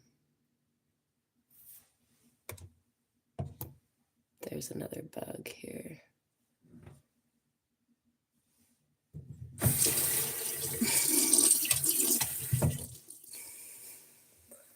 Um, yeah. So, yeah. It's a really interesting conversation. It's a lot more basic than anything, but um, I feel like it's one that is beneficial to talk about and to hear as well for people. Um, but there's a lot more to that that's just very interesting to me. It's interesting that I kind of talked about it a little bit already, but like the healing of like what Bryce Walker did within, I know, the bugs. Um, what he did in 13 Reasons Why of sexual abuse. And Polly, I know you haven't seen that, but yeah, yeah. Um, so it's interesting to have talked about that because it like kind of like segues into some of it. But like the way that it segues is just going so like into niches and things like that. So somebody who's experienced who has been a perpetrator or has gone through something like that, if they were to heal, could have like a niche fetish associated with that. And so, regardless of any of that, that's just how it can cross the conversation, can kind of cross over. Most fetishes, like just to give a little like preview, I guess, of some of the information, and really one of the most important ones about fetishes, because I feel like people have gone like into a very interesting direction with that, just like as a whole, and that's cool. Like people are going through their experience, and they're gonna go through their experience, and that's how normally people like learn. So long as they aren't just like subconscious or unconsciously just repeating the same thing, but they're normally always from trauma. Like essentially all fetishes are from a kink that got kinked out of the natural flow of a current. So like if there's a stream and then it goes like this, it kinked out of its straight line, just to give like an energy behind that. And that doesn't make it bad, but like often on the path of healing, things end up unkinking. We become more fluid, you become more stand up, you become more like coherent and like streamlined, like powerful, not so like all over the place, just experiencing everything. It's like you become more like aware of yourself and knowing of yourself, hopefully, and not in an egoic way at all, just in like I know the things that I am and need. And so like there I would hope like there would get to be a point where people can open up to, and they can. So I would just encourage like looking into those things a little bit more, and like and looking into like what it is that is the reason for the thing in the first place. So like typically like not all fetishes have to be born from trauma, but the really intense ones that involve like abuse, essentially, like physical violence, and things like that, are typically from a trauma. And that doesn't necessarily mean that they were traumatized as a child. It could be that they were like heavily controlled or like heavily put under control. And so they desire deep down on like a really deep level, they really desire to feel totally out of control or that somebody else has the control over them. And so they're like reasons for this that can be why it's a part of the neurology, and people seem to go off on that, and I just kind of like I feel that and I get that, really I do. And I think that having a safe person is like the most important thing for that experience, but it's also like there should get to be a point where it's kind of like constantly reminding oneself like is kind of the way to do it, but like of the reason why you have that thing. And this isn't in a judgmental point of view, but it's just like there tends to be kind of a dead energy associated with things that are done because of a pain. And so whenever we do something because of a pain, I think that it's not like within our full self. It's not like an action made out of love. And so that goes into divine sexuality and romance. But so like for example, Bryce Walker from 13 Reasons Why, which is what we were talking about earlier. This is just a preview of the relationship sexuality. But like if he somebody who has been a perpetrator, for example, like has R-worded somebody, if they were to heal and get through that and end up having like a kink still of maybe bondage or something like that, then that action in its own self is still kind of repeating. It's still within the same vein. So it's like less, but it's still within the same vein. This is the same thing that I'm not going to say it. I'm not going to say it, Spirit. This is the same. No, I'm going to say it. This is the same thing that some of the worst perpetrators on this earth right now are currently doing. I know, super shocking for me to call y'all out if you're watching it all, but so it's like you can kind of get by through that experience.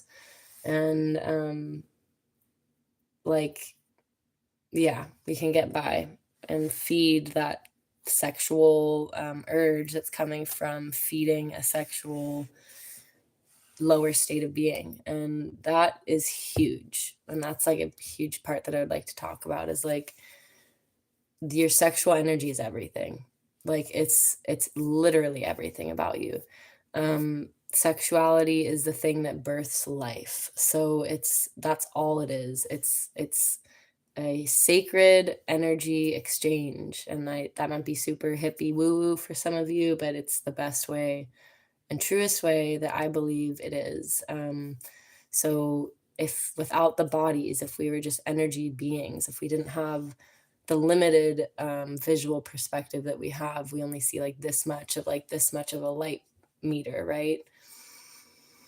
So if we could see a little bit more and see what's happening, maybe we would see it more. But basically, like these two beings come together and exchange their fields. And so you gotta know like who you are with, okay?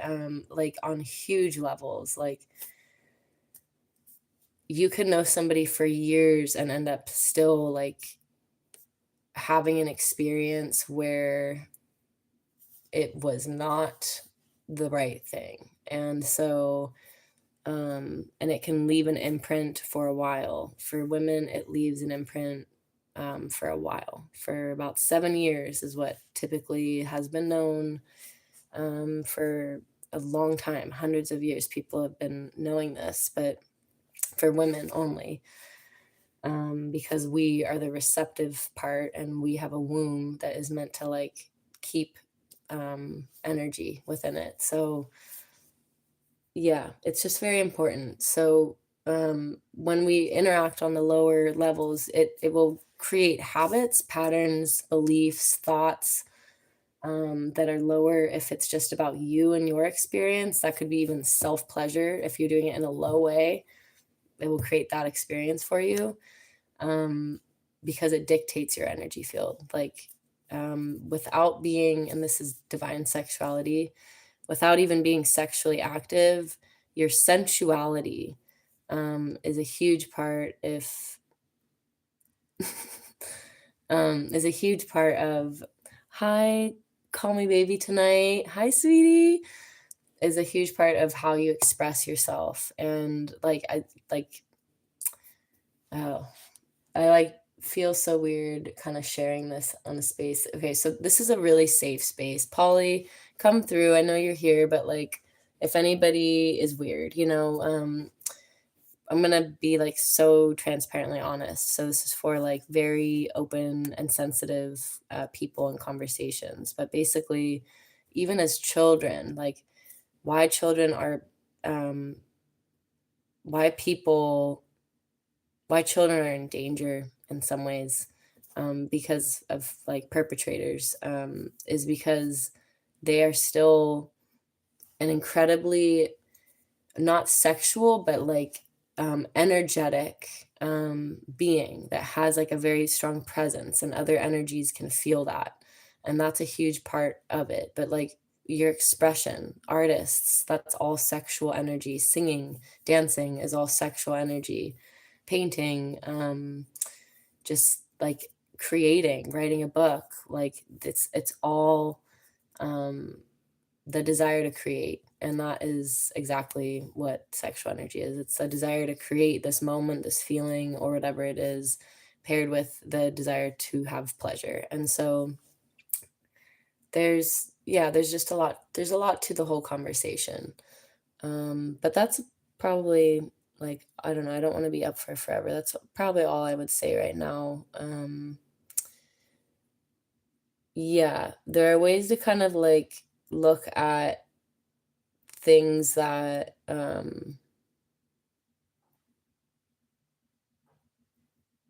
things that are like unsafe kinks, and to try to work with those. And I suggest doing those things. I suggest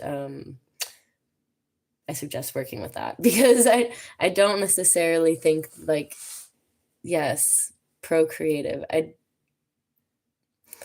tabioid sweetie. Okay, we're gonna talk. Um I'd love to talk with you. You're welcome here. And that's a lot of what this conversation was originally about, was 13 Reasons Why and that show, and the conversation around that. So I'm going to talk with you, and you can reach out to me via email as well if you would like. But yeah, so there's a lot to like changing those kinds of experiences that are fetishes that are dangerous. And remind yourself of your past, okay? And remind yourself that you're doing it again and again and again. I'm going to be super brutally honest with you, but I think it's the best way. You have to be strict with your sexual energy if we're being honest, because it's a huge urge. And so it's kind of like, do I want to keep repeating this? And the same thing goes for sex workers. Like, do I want to keep on repeating this experience because this happened when I was young? Because typically it has. Like, they were typically exposed to something that was sexual and abusive, and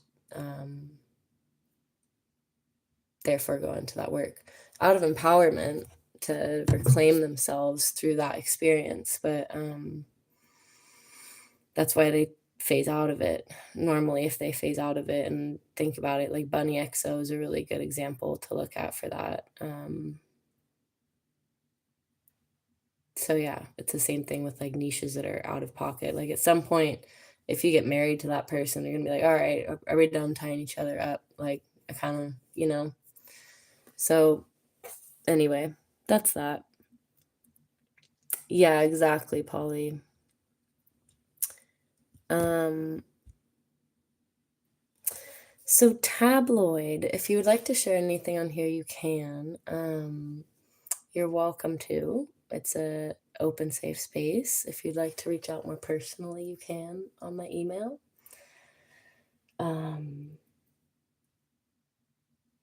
But if you are serious and not just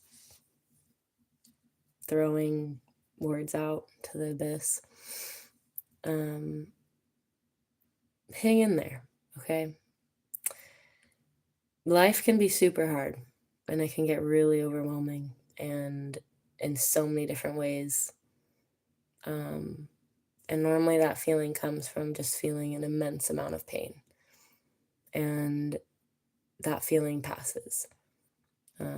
If we can be honest and be true. And so I opened up this conversation tonight to actually talk about that along with the show 13 Reasons Why, because I feel like there are a lot of important parts to that. But um, there's there's a really powerful tool that I could give you from my personal experience as well, um, of recognizing, and for anybody, because this is an open space for that. I'm actually, yeah, skilled at this. So, um, is to just ask, like, what is causing so much pain right now? And, like, be honest about it and think of the ways that that can change. Like, if it's, I got in an argument with so and so and it's really bothering me, well, how can we try to change that? How can there be ways um, to like not engage with that person like that, or to say things differently on my part, or to not accept things from theirs, or to move out of the situation, or to if it's school, to maybe change schools, maybe take some time out, maybe tell your professors, maybe get the right tutoring, maybe take 2 weeks off, take the summer. um, there are ways to kind of like manage that, and it's a sign that we need to. It's a sign that like we have to take care of something, um, and to bring more of the positive things back into our lives.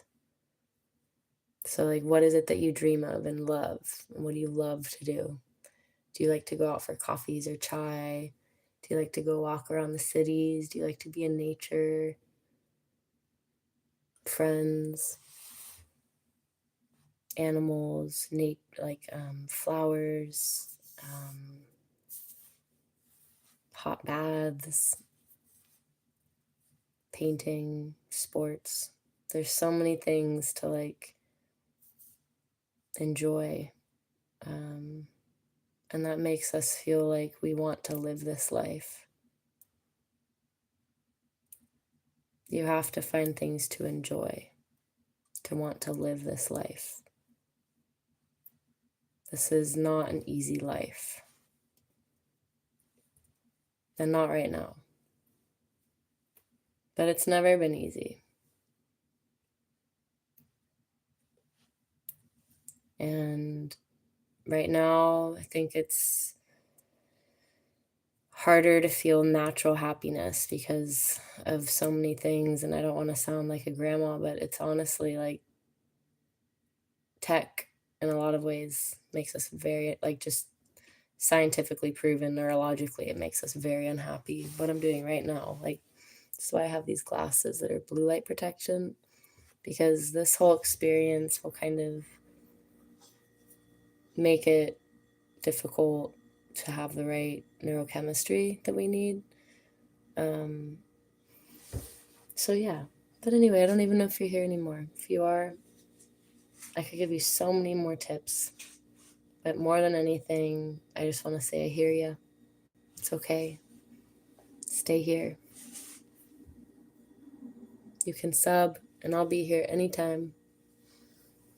I appreciate you and your honesty if you are.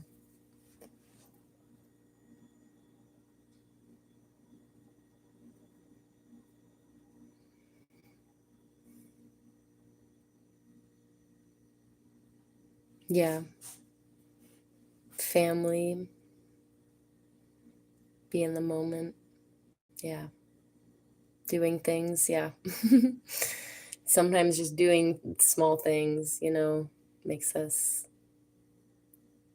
makes us feel happy.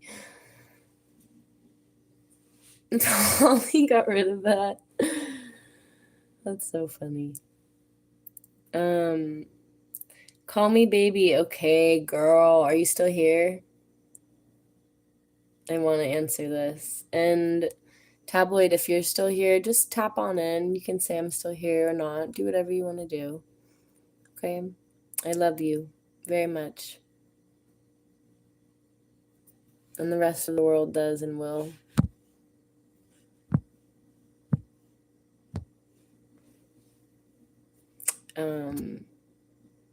Okay. Okay. So this one, geez.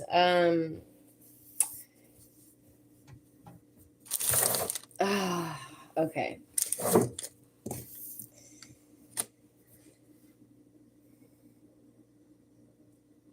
So, okay.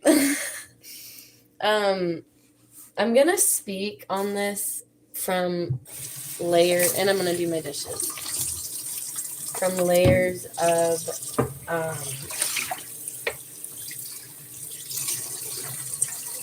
what I've learned personally and what I have also learned through like the community, like through communities that also, not communities, but people that are also polyamorous, and through what I've seen, potentially what I think like go wrong, and from what I've heard other people say that I just kind of like agree with. So yeah, other people in the community that have had experience. So essentially, it's a no. It's a no. I'm just gonna like answer quickly. I don't know why I feel the need to do that. It's kind of like a psychic thing. It's just like if I were to give you advice from my life coaching and psychic perspective, it's like I'd recommend to not, but I'd also recommend to go through the experience if you feel so called to it, because it teaches a lot of really important things. And if you're called to it, you're called to it for a reason, and you probably like do. If it feels good, like it's probably something that would benefit you. That's always just kind of how it is. But yeah, I think so. I think that for me, I kind of had that experience or wanted to have that experience when I was dating somebody who I wasn't really ready to commit to. So it was more about wanting to be single than wanting to be polyamorous. So I wanted to experience that, but I was also like with him and committed to him in a way. So it just, labels tend to get a little bit confusing, but all in all, that's still what was happening, is like trying to have a polyamorous experience. And I kind of wish I was able to a little bit more, because this person was very jealous and that affected me in a lot of ways. They were not cool with that at all. So I didn't do as much as I had kind of felt like I needed to experience with other experiences. But I think that it's really, for me, I look back and I'm like, I was really figuring out like what it was that I was wanting, and was experiencing that individually, like within people. And it kind of comes from like theories. And let me know if you can hear me okay. It kind of comes from theories of like I was a part of this non-binary group of women, of not women, they were non-binary, but a lot of female-bodied individuals who were non-binary, and some of them were cisgender women, straight, or bi, and it was like just through the understanding that like you can't really ask one person to like give you everything that you need authentically, and so it's just accepting that truth and like being okay with having that experience with other people. and that does teach a lot of really important lessons, that like I don't regret, and I'm gonna keep some of them with me, to be honest. Like there's a lot of divinity within allowing your partner to be honest and have the experience, feel supported in having the experience that they need to have. But realistically, it is a very uncomfortable experience, even if all people are just willing and able and all of that, for many reasons. But at the end of it, even if it's done in the most ethical and amazing way that I have seen people do, it's still exhausting. It's really like it's too much at the end of the day. Like maybe for a period of time, but like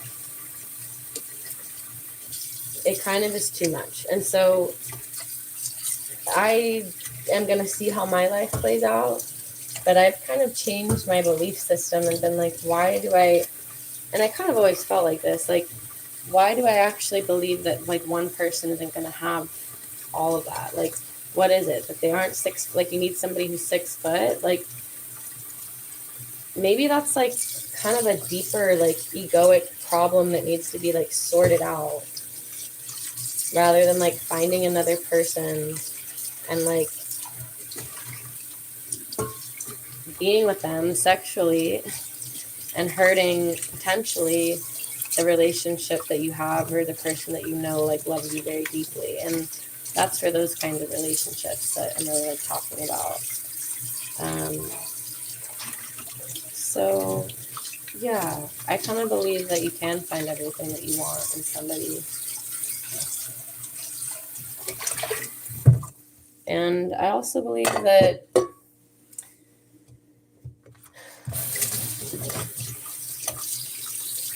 like freedom is like really important. And so like everything I've learned from my teachings in poly, that I've learned through like educating myself through what it is and how people do it, which has to be done through communication, like very clear communication.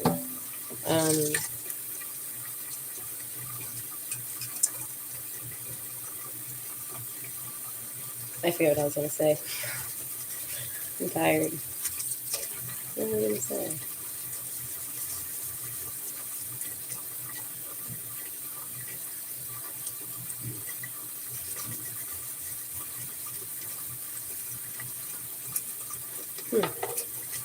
Oh, is freedom. And so like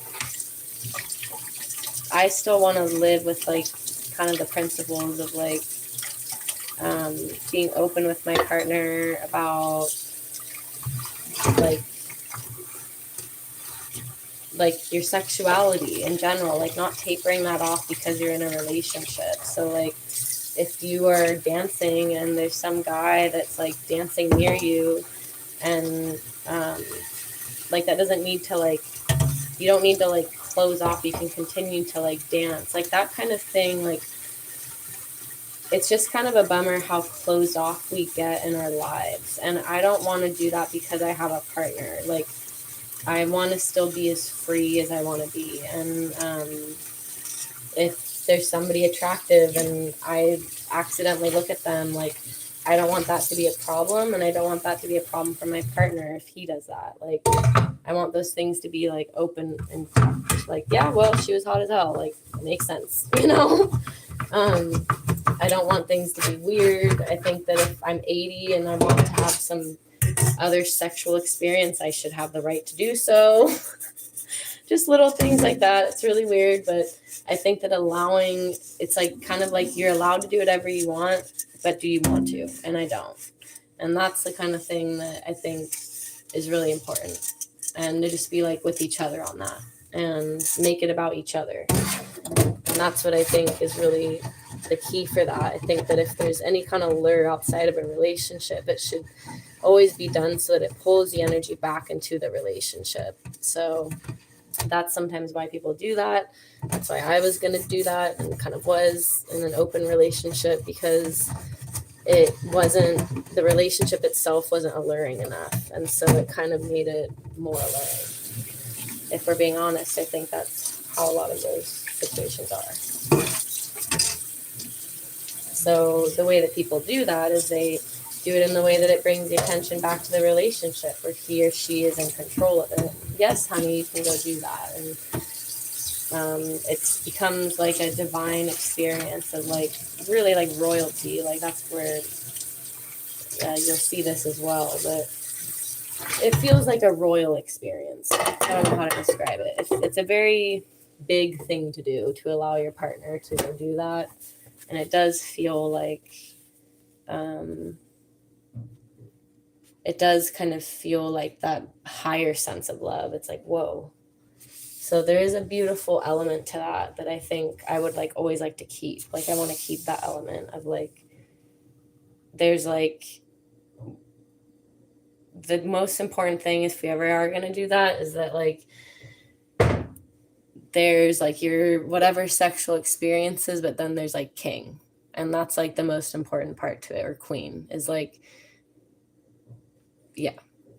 So like that's why I just consider it essentially dating. Like you're just dating. You're not in a monogamous relationship. You have a bae, but you're not in a monogamous relationship. So just like be honest about that. It's all good.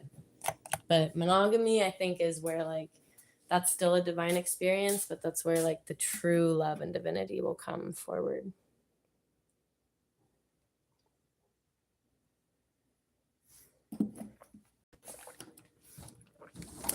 Okay, let me check the comments.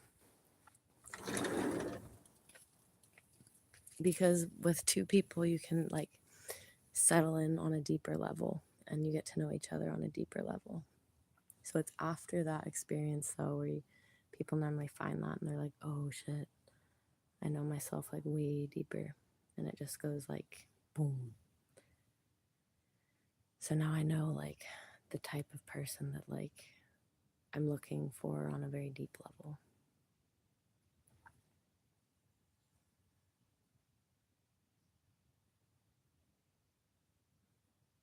So like to have all that freedom and like learning from that experience, but then like to apply that to a monogamous one, I think is like really beneficial.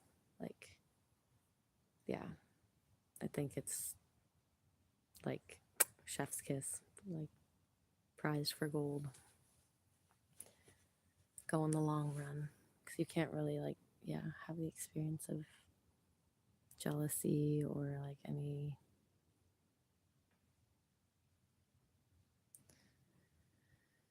Let me see.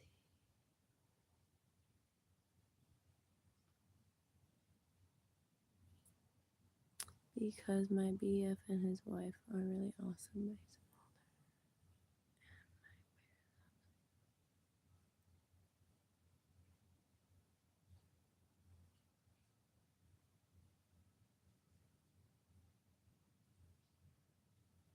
Yeah, the mesh part, like that's why people typically do that.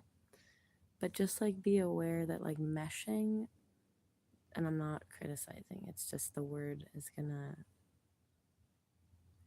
trigger my intuition a little bit more. And like you never want to mesh with anybody. You want to be like your own sovereign being. And then there are people that come into your life that make it like better. And that comes through like seeing yourself like be totally held within that experience. So yeah, but there's a lot of like comfort that comes from these dynamics. And if it's not that, you know, and just that y'all get along really well, then yeah, even with that, it's like there's a lot of comfort within having that experience. And if you're happy, you're happy.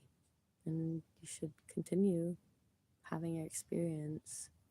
But in the end, if you do feel like this, I'm just giving it to you so that maybe it's a little preparation, but it's all good. Like yeah, wherever people are at. Sometimes that's exactly what's like in alignment, and like the puzzle pieces fit really well, but sometimes things change with that.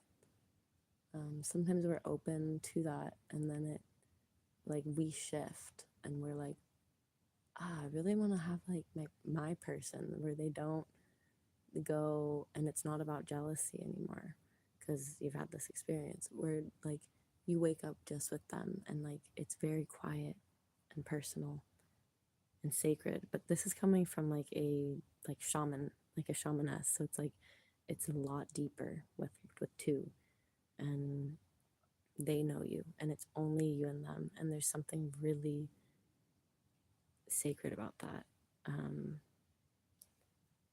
And it puts more pressure on it, and I think that's why having the three, it opens things up in a way, and it's kind of like this group experience. But there can be triangulation with that, where somebody might have more power, like this partner, your boyfriend's wife. The wife, I don't know what your situation is, but she might have more power, and she often, that's what's taught, is that she should. So I don't know. You could have a totally egalitarian polyamorous relationship, but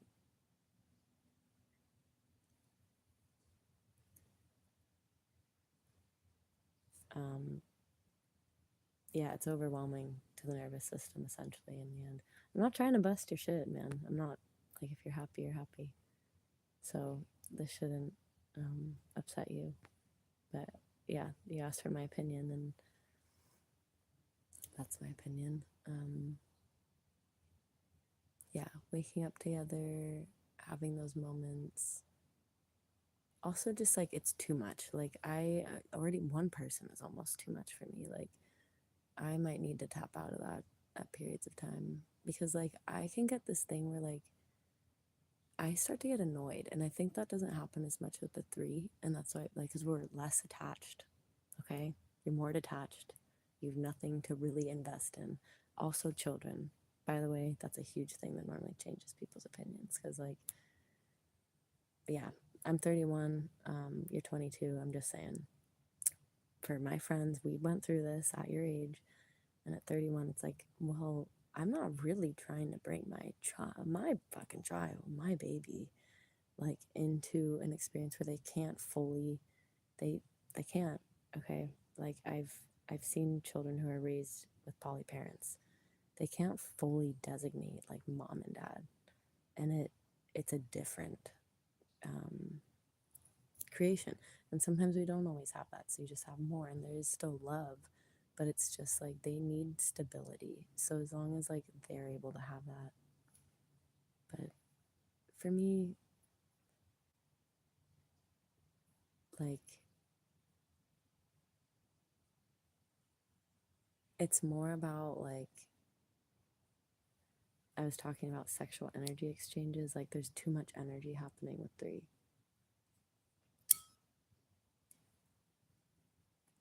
And honestly, like, doesn't feel like there's enough time. Like, and that's what many people have said. You're just kind of trying to wake up, like, have your own day and have your own career, and like live your own beautiful fucking life that you feel stoked about. And like, then you have a partner as well that is like a whole other part to you, and like a whole other life to you. And then you have another one, and then you have a child if you want.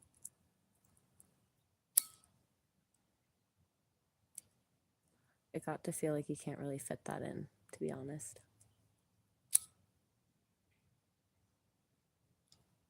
Like, I can't really, like, I don't want to fit that in. I want to like meet up with you, and we have date night, and other times I'm by myself because I need to be like chilling and resetting and thinking about my calendar and having a face wash, dude. Like, I it's just, it's different. There's a lot more like individual self-care that you really value. more, maybe at this age. That goes into yourself and it doesn't want to go out as much because it went out for me so much when I was younger, and I'm like tired, like literally physically I'm tired, and I like want to take care of myself and have my boo and be nurtured by him and with him. Like I want my best friend. I don't want like three.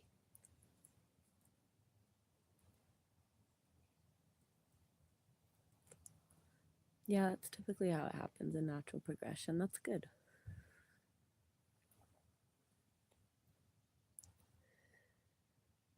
So your parents are not stoked on it because he's older, or do they know? Yeah, there's no judgment. Like I said, there's no judgment. I'm glad you asked. I'm glad to talk to you about this. I hope that this like gives you validation for what you're doing, or it is like a little like thought in the tool belt of like, well, if I ever feel like that, I know what to do. And don't worry about it. But yeah. For some reason divinity just came through for two for me, but it's not excluding others. Like Mary and Jesus were two, but like I don't feel like either would hold each other back from experiencing something that had to happen or felt divine in some way. And that's if it feels divine in some way. But nobody can judge that, and it has to be trusted on a truly intentional and gut level by you. If you feel like something's fishy is going on, something fishy is going on. If you feel like you're being gaslit or controlled, you're being gaslit and controlled. It's very important to pay attention to. Check out Aubrey Marcus and Vailana, because the way that he did that, there are ways to do that where it's right, and there are ways to do that where it's wrong, and the way he did it is wrong. Because he said, I'm doing this because I got a voice from Isis to do this, to impregnate this woman. And I was like, what? Okay, I hear ya. I've been there. I've been like, I feel divinely guided to, like, this feel like this has to happen. Exactly, because I feel like it needs to happen, okay? Like, there needs to be accountability. People get really weird in the spiritual world. I don't know what world you're coming from, but, yeah. They're just some warning signs. And people can have a divine experience. I was kind of allowed, and the kind of allowed part in the relationship I was in was really cool for me.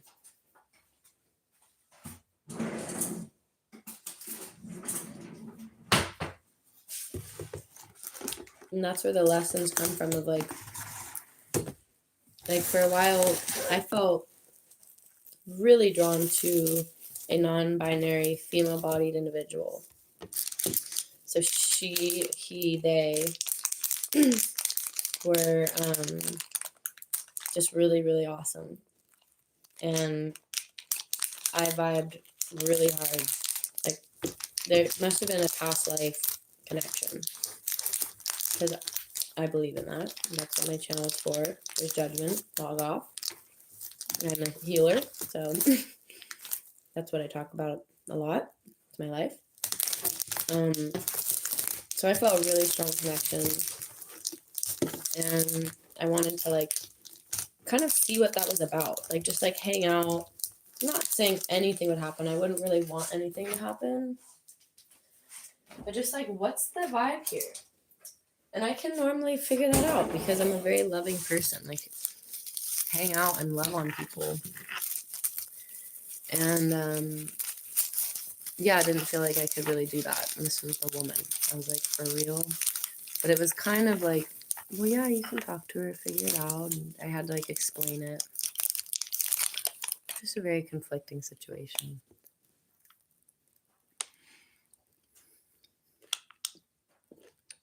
Everybody needs to be on board. So it's good that you guys are.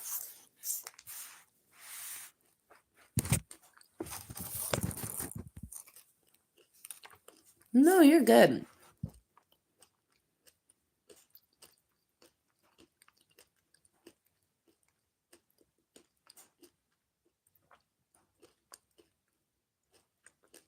Mm-hmm.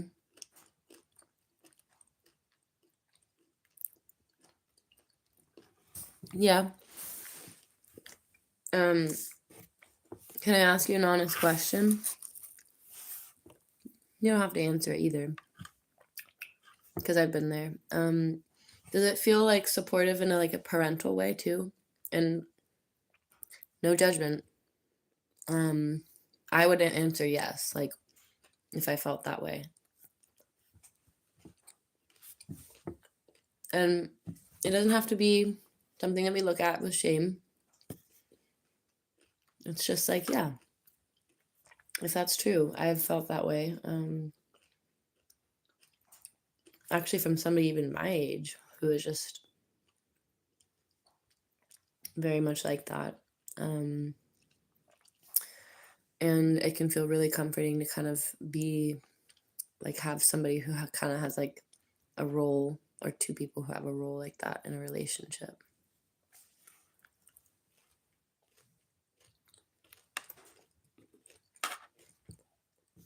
Where you're taken care of and like supplied essentially with everything.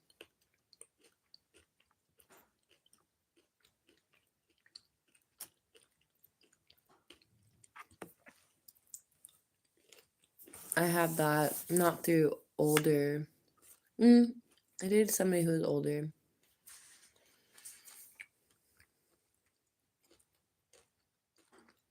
But with somebody who just had a lot to give, had a lot of money, and wanted to use that to show their love, especially.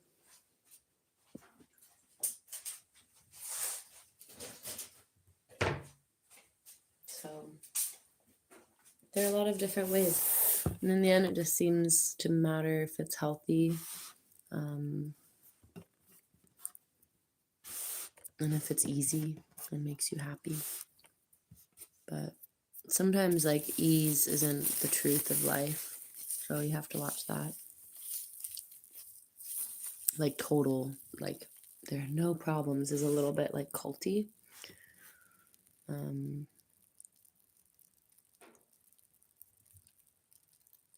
But there is a way of life where there are no problems, but it will be grounded within like the reality also of like the natural rhythm of life. But everybody's path is different, and how they feel and what they want. But yeah, what I was going to say about the parental thing is like, that's one of those things. It's like a kink that kind of phases out a little bit.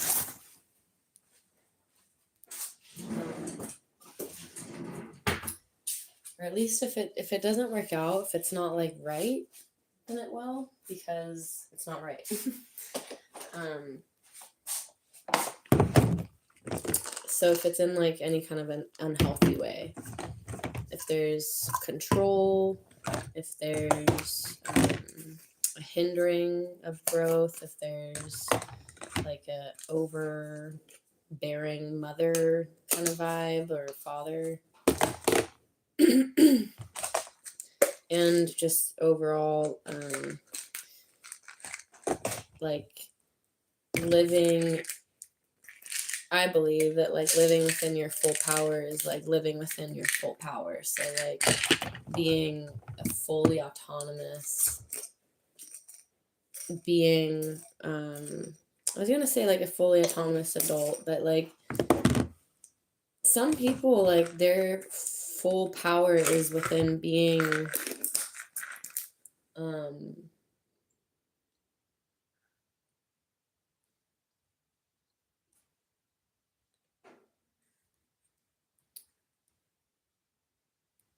is within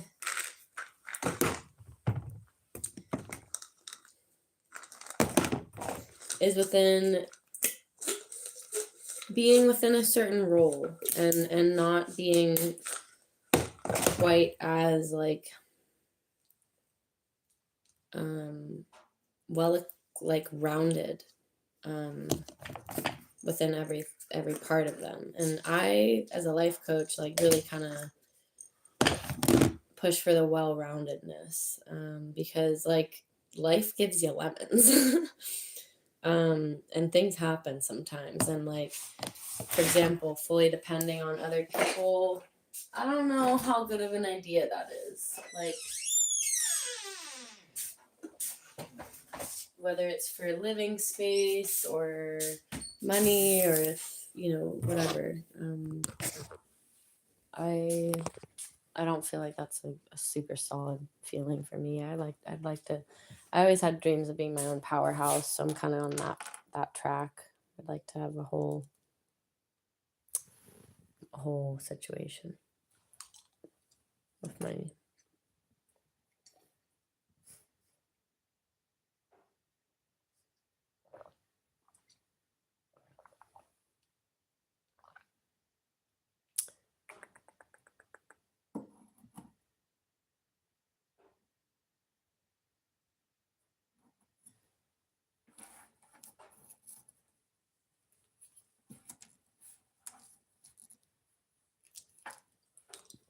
Hmm.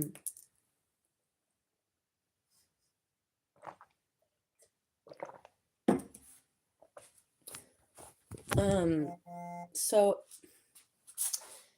babe, I am tired, so I'm just glancing through this real quick and just like seeing the things that might trigger any warning, because that's my job. Okay, like I am on YouTube doing this live, but I'm a life coach.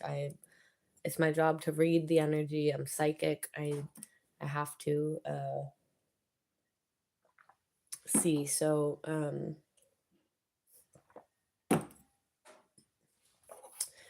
depends on what your goals are. So if you want to experience true love, divine love, I would say no. Okay. On this thing, because mentors are not our partners, unfortunately. Like, our partner can be a huge teacher to us and like have their own bigness, like a big and little. That's a that's a kink. But it can have a huge element to that. There's an element of having to learn to just surrender and feel that and feel safe and wanted and everything like that. But our mentors are not our sexual partners.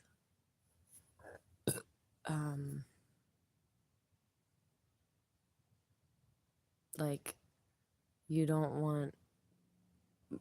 I would suggest like not to have like necessarily a dynamic where my mentor is my sexual partner, just because it'll be unequal in a way that true love is not unequal like that.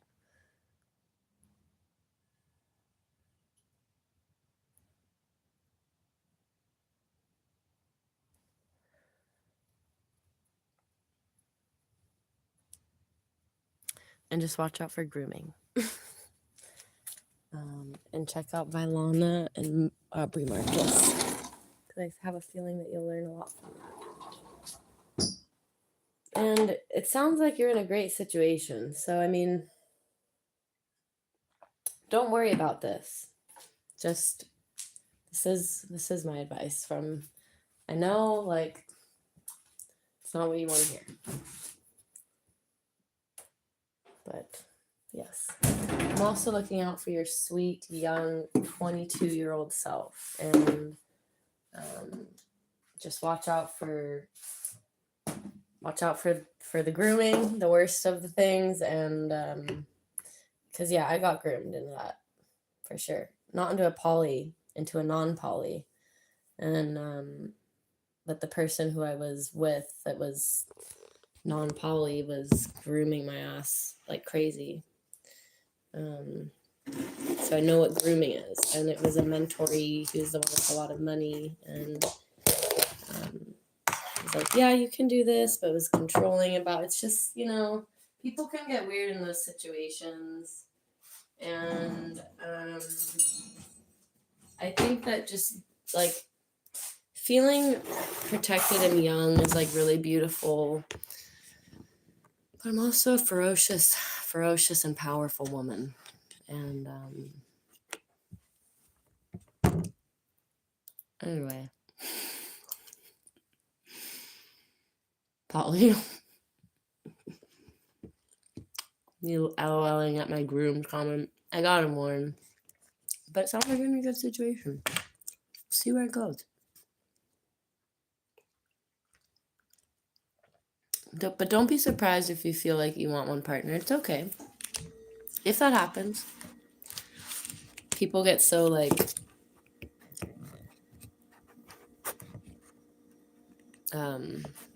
protective. Like I can sense that from you too. It's like, well, I'm happy. I don't want to. It's like I get you. I'm just giving you my opinion.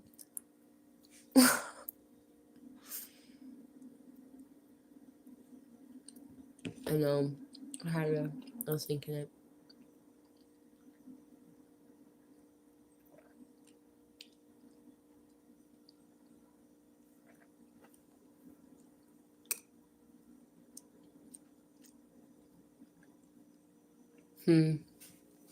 Yeah, it sucks when our parents can't accept what's happening in our lives.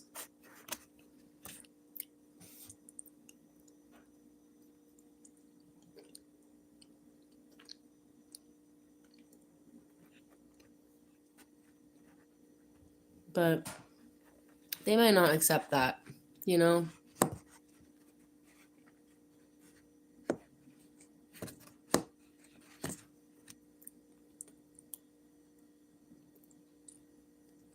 I'm eating whipped cream.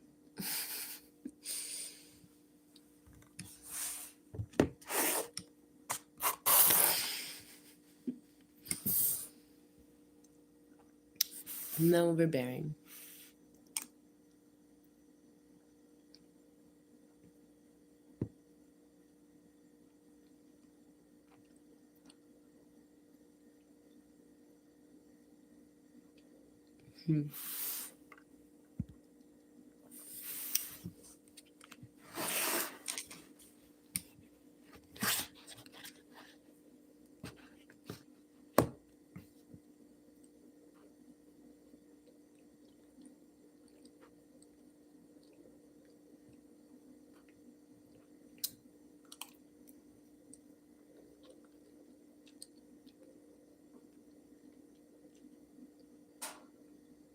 Yeah, for me, I realized that I was just young.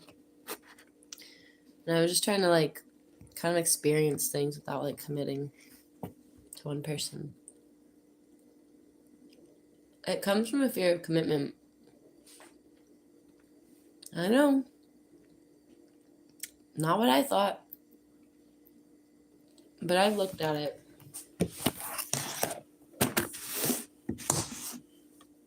In myself and I've been like, oh yeah. That's what that was. I was fully afraid to like commit and like get married or something.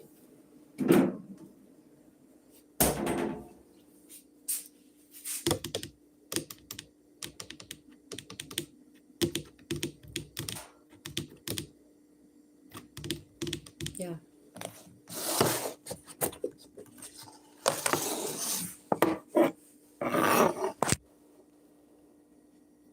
But yeah, that reminds me a lot of what the lady in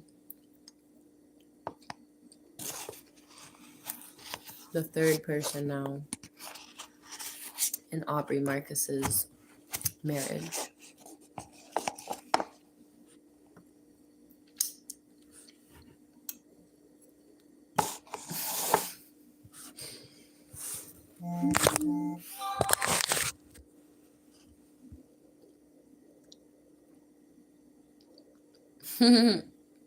You're good.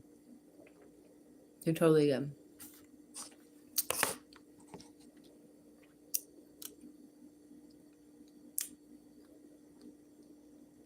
Yeah.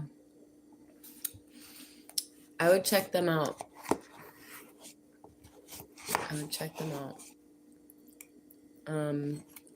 But like people have really you're probably gonna get triggered by that because people have really been coming at them, but for right reasons. Because the way Aubrey did this is like nuts. Like he seems nuts. And there's something called spiritual psychosis where people just kind of like go nuts. Just like off kilter, like not grounded. And it just felt like he wasn't grounded about this at all. And it seems like his wife is hurting a lot. Like a lot. Been a lot of tears, no problems. That's not right.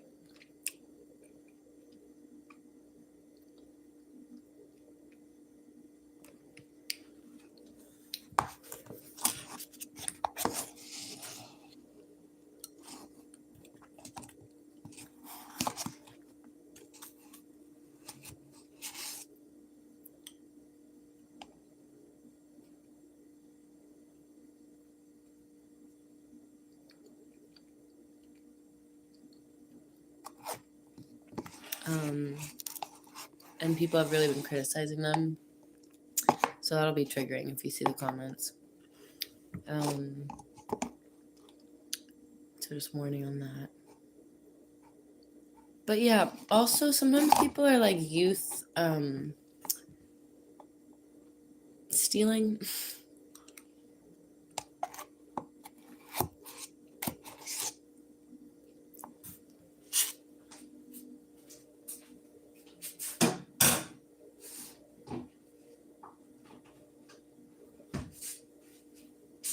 So just look out for that. Psychically, I feel like there might be a little bit of that. Where sometimes people are looking for the next thing to like invigorate themselves in their life. And that could be a new project or a new thing or whatever. And they start to open up in a lot of other ways, maybe through experiences or through the relationship, and maybe that goes into the sexual areas always. Whenever we open up spiritually or any other way, it normally kind of goes into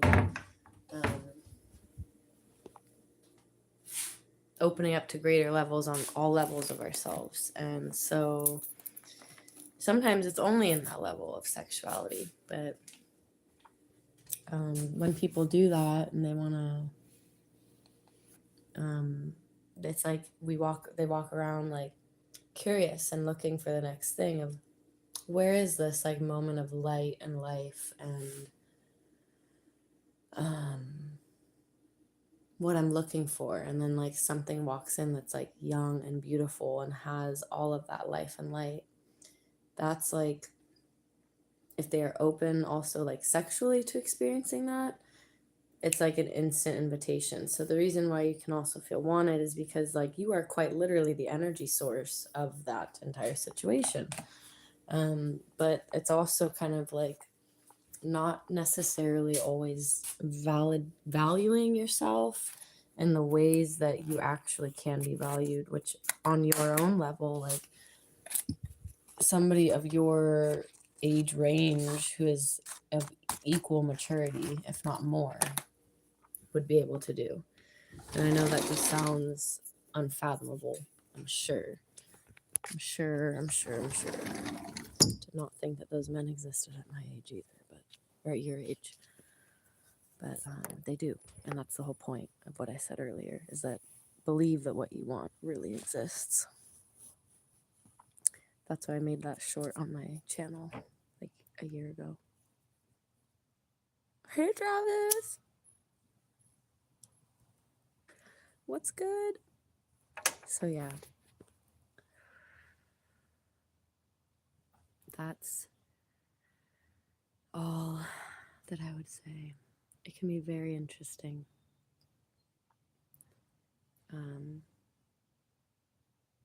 And yeah, to just be aware of if it is something like that, because there can be that. And I just want to finish my message, no matter who's watching now, but if you're all watching, but there can't for him too. There can be, and I've spoken to um, as my clients with this. There can be like a energetic vampirism. Okay, all right, we're gonna say the word. So we all have shadows. It's something to just be aware of, and yeah, make sure that the light is shining from everybody.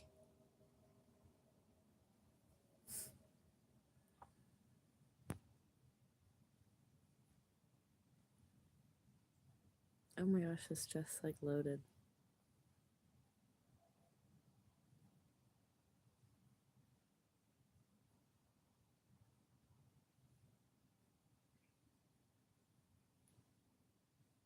Wait, okay.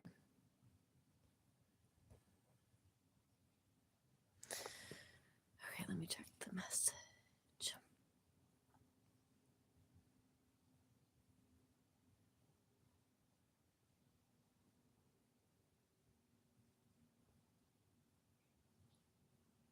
Yes. Yeah. Would it being planned make I'm not too sure what the difference would be, but yeah.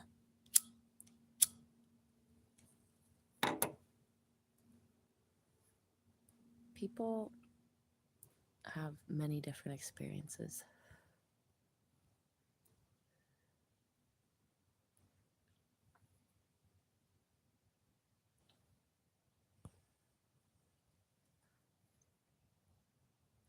And it's all good. As long as it's all good. But sometimes the soul evolves, and I'm surprised by myself to be like, whoa, like this whole like union experience is very interesting. True divine union.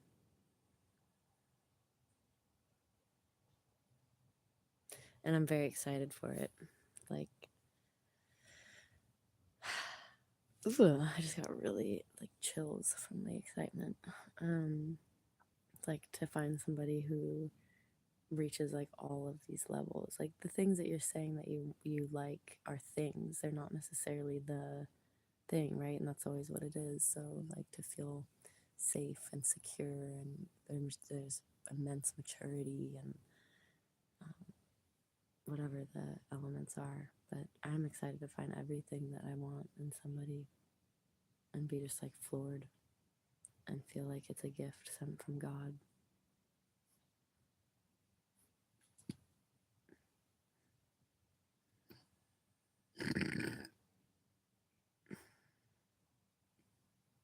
Mm-hmm. Mm-hmm.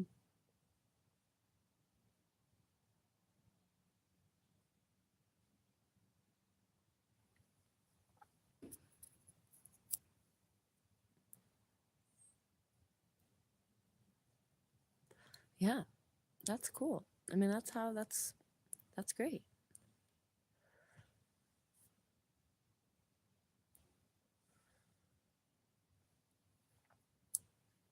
I mean, I wasn't assuming that they were doing anything. Maybe there are people that are assuming those things, and that's why you feel protective if you do, like, over it. You have full autonomy to do all of things that you want to do. I chose what I chose too. I was on pushing it. So, but I'm just saying it might still, like, not be right. And I don't mean not to shit on it. Just from my experience of what I went through, it's like, yeah, I chose that, and yeah, it's not like really the vibe like I'm going for, because like again it feels very fleeting. Like, yeah, you don't really like, yeah, it takes a while to really like know somebody, and so sometimes those things can kind of fade out, and sometimes they're not meant to. They're meant to be there forever. But the forever thing, I think there's a stability within the two. It's something about the number. It's something about the amount, and it's something about the energy. There's just something about the energy with two. And the amount of time, like I said, like, yeah, it's a time thing.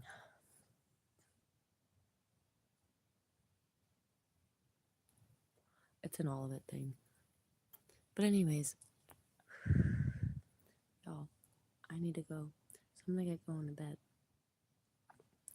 I'm so glad that you shared.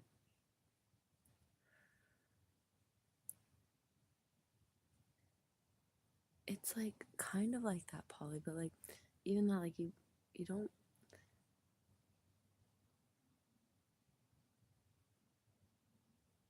You become one unit, yeah.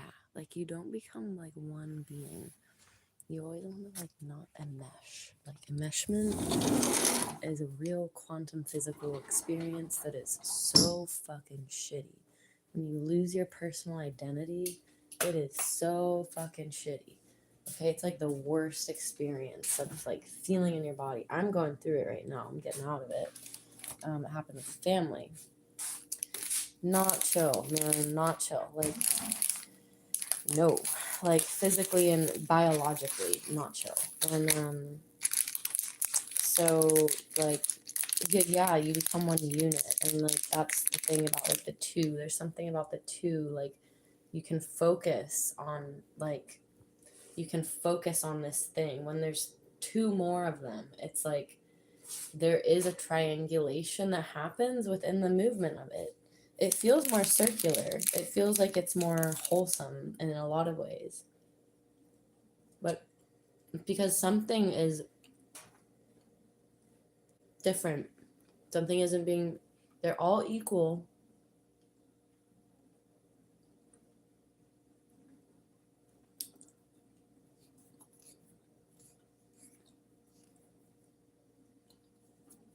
But they're being held together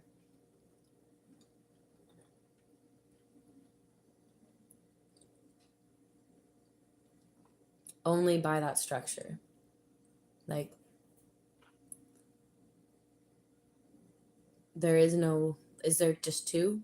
Like, are they good on their own or no? Because then that relationship in its own isn't whole. And are you good with just one of them? Because then you're not whole. So there's something about the completeness of the connection that happens through the two.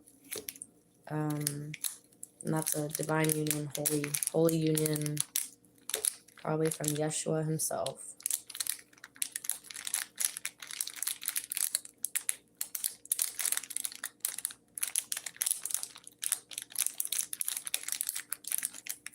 Anyway, keep on hitting that button.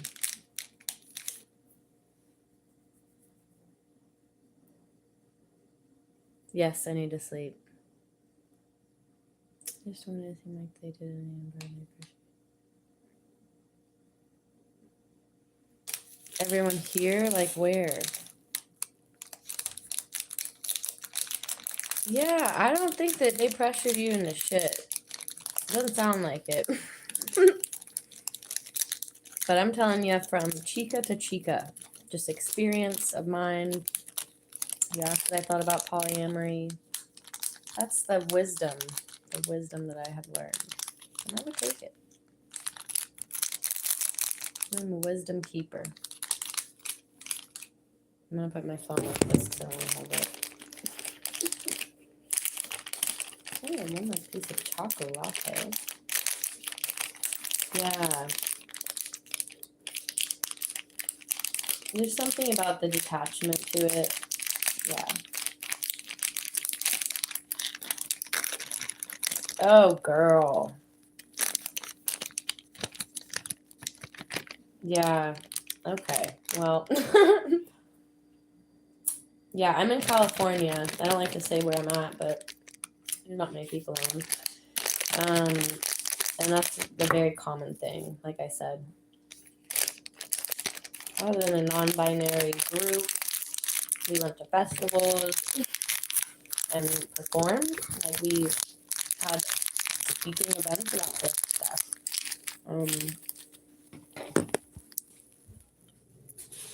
I talked about the shadow and the shadow self, which is what I've talked about with you. There can be some shadow elements to this. And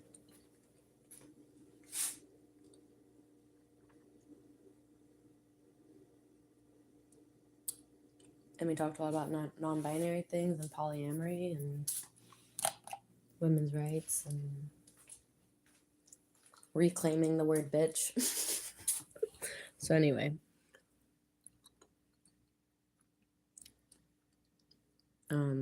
it's not a concern at all, and you're welcome to talk about it more. You can sub if you want, or you can check in with me. I'd love to hear how it's going. I'll be your little internet life coach.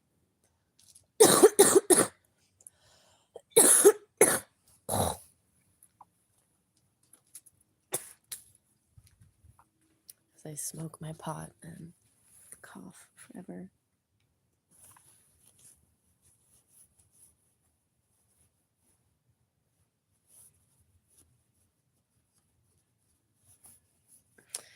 Okay, I want to hear from you next time and see how it is. Sorry, I'm rubbing my stomach.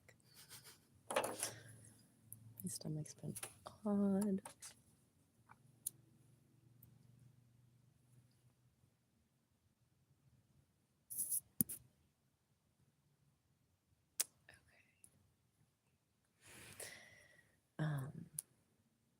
Yeah.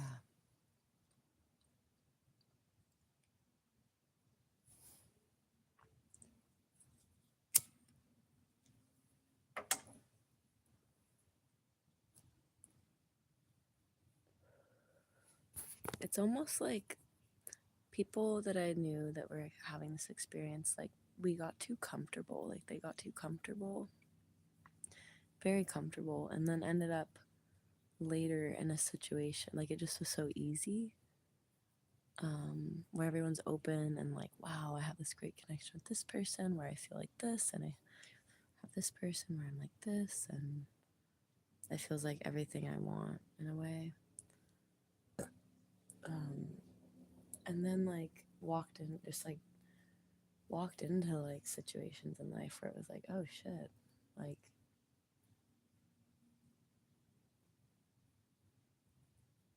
this isn't what I want. And it's hard to figure out what you want and what like other people want for you. And I think maybe that's a big part of it, is trying to like do what feels good for you so you can figure it out. But it's kind of like these bigger things like children and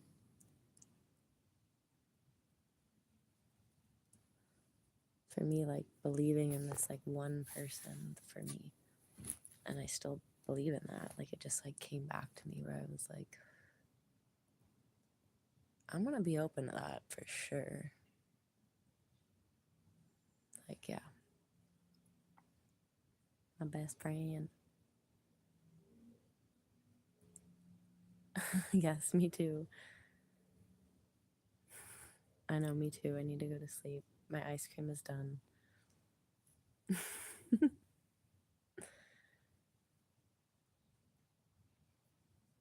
Yes, get some sleep. I will not do your paperwork.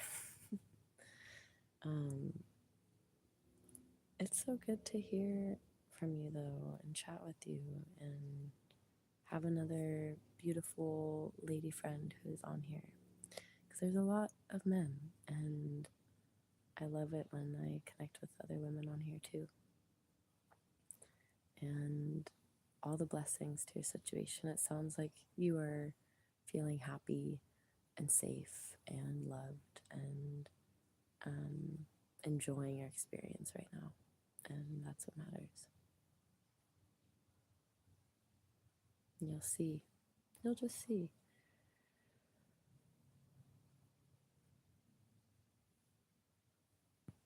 Yes, good night. And you too, Polly, if you're here, good night. I love you all. Sleep well. Polly, I want to tell you about that story still sometime.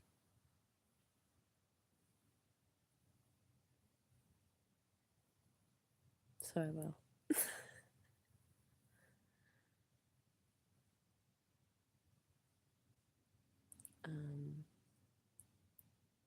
It's probably too late now. Oh, geez, yeah. All right. Yeah, I didn't want to tell you on here because never know if he's watching.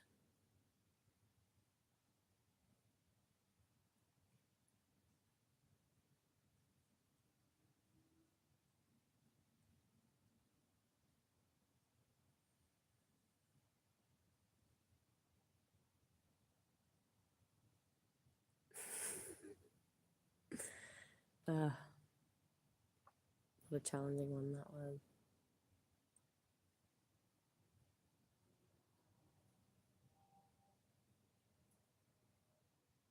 All right. Yep. All right, good night. I'll talk with y'all soon. Have a good night. All the love and all the blessings.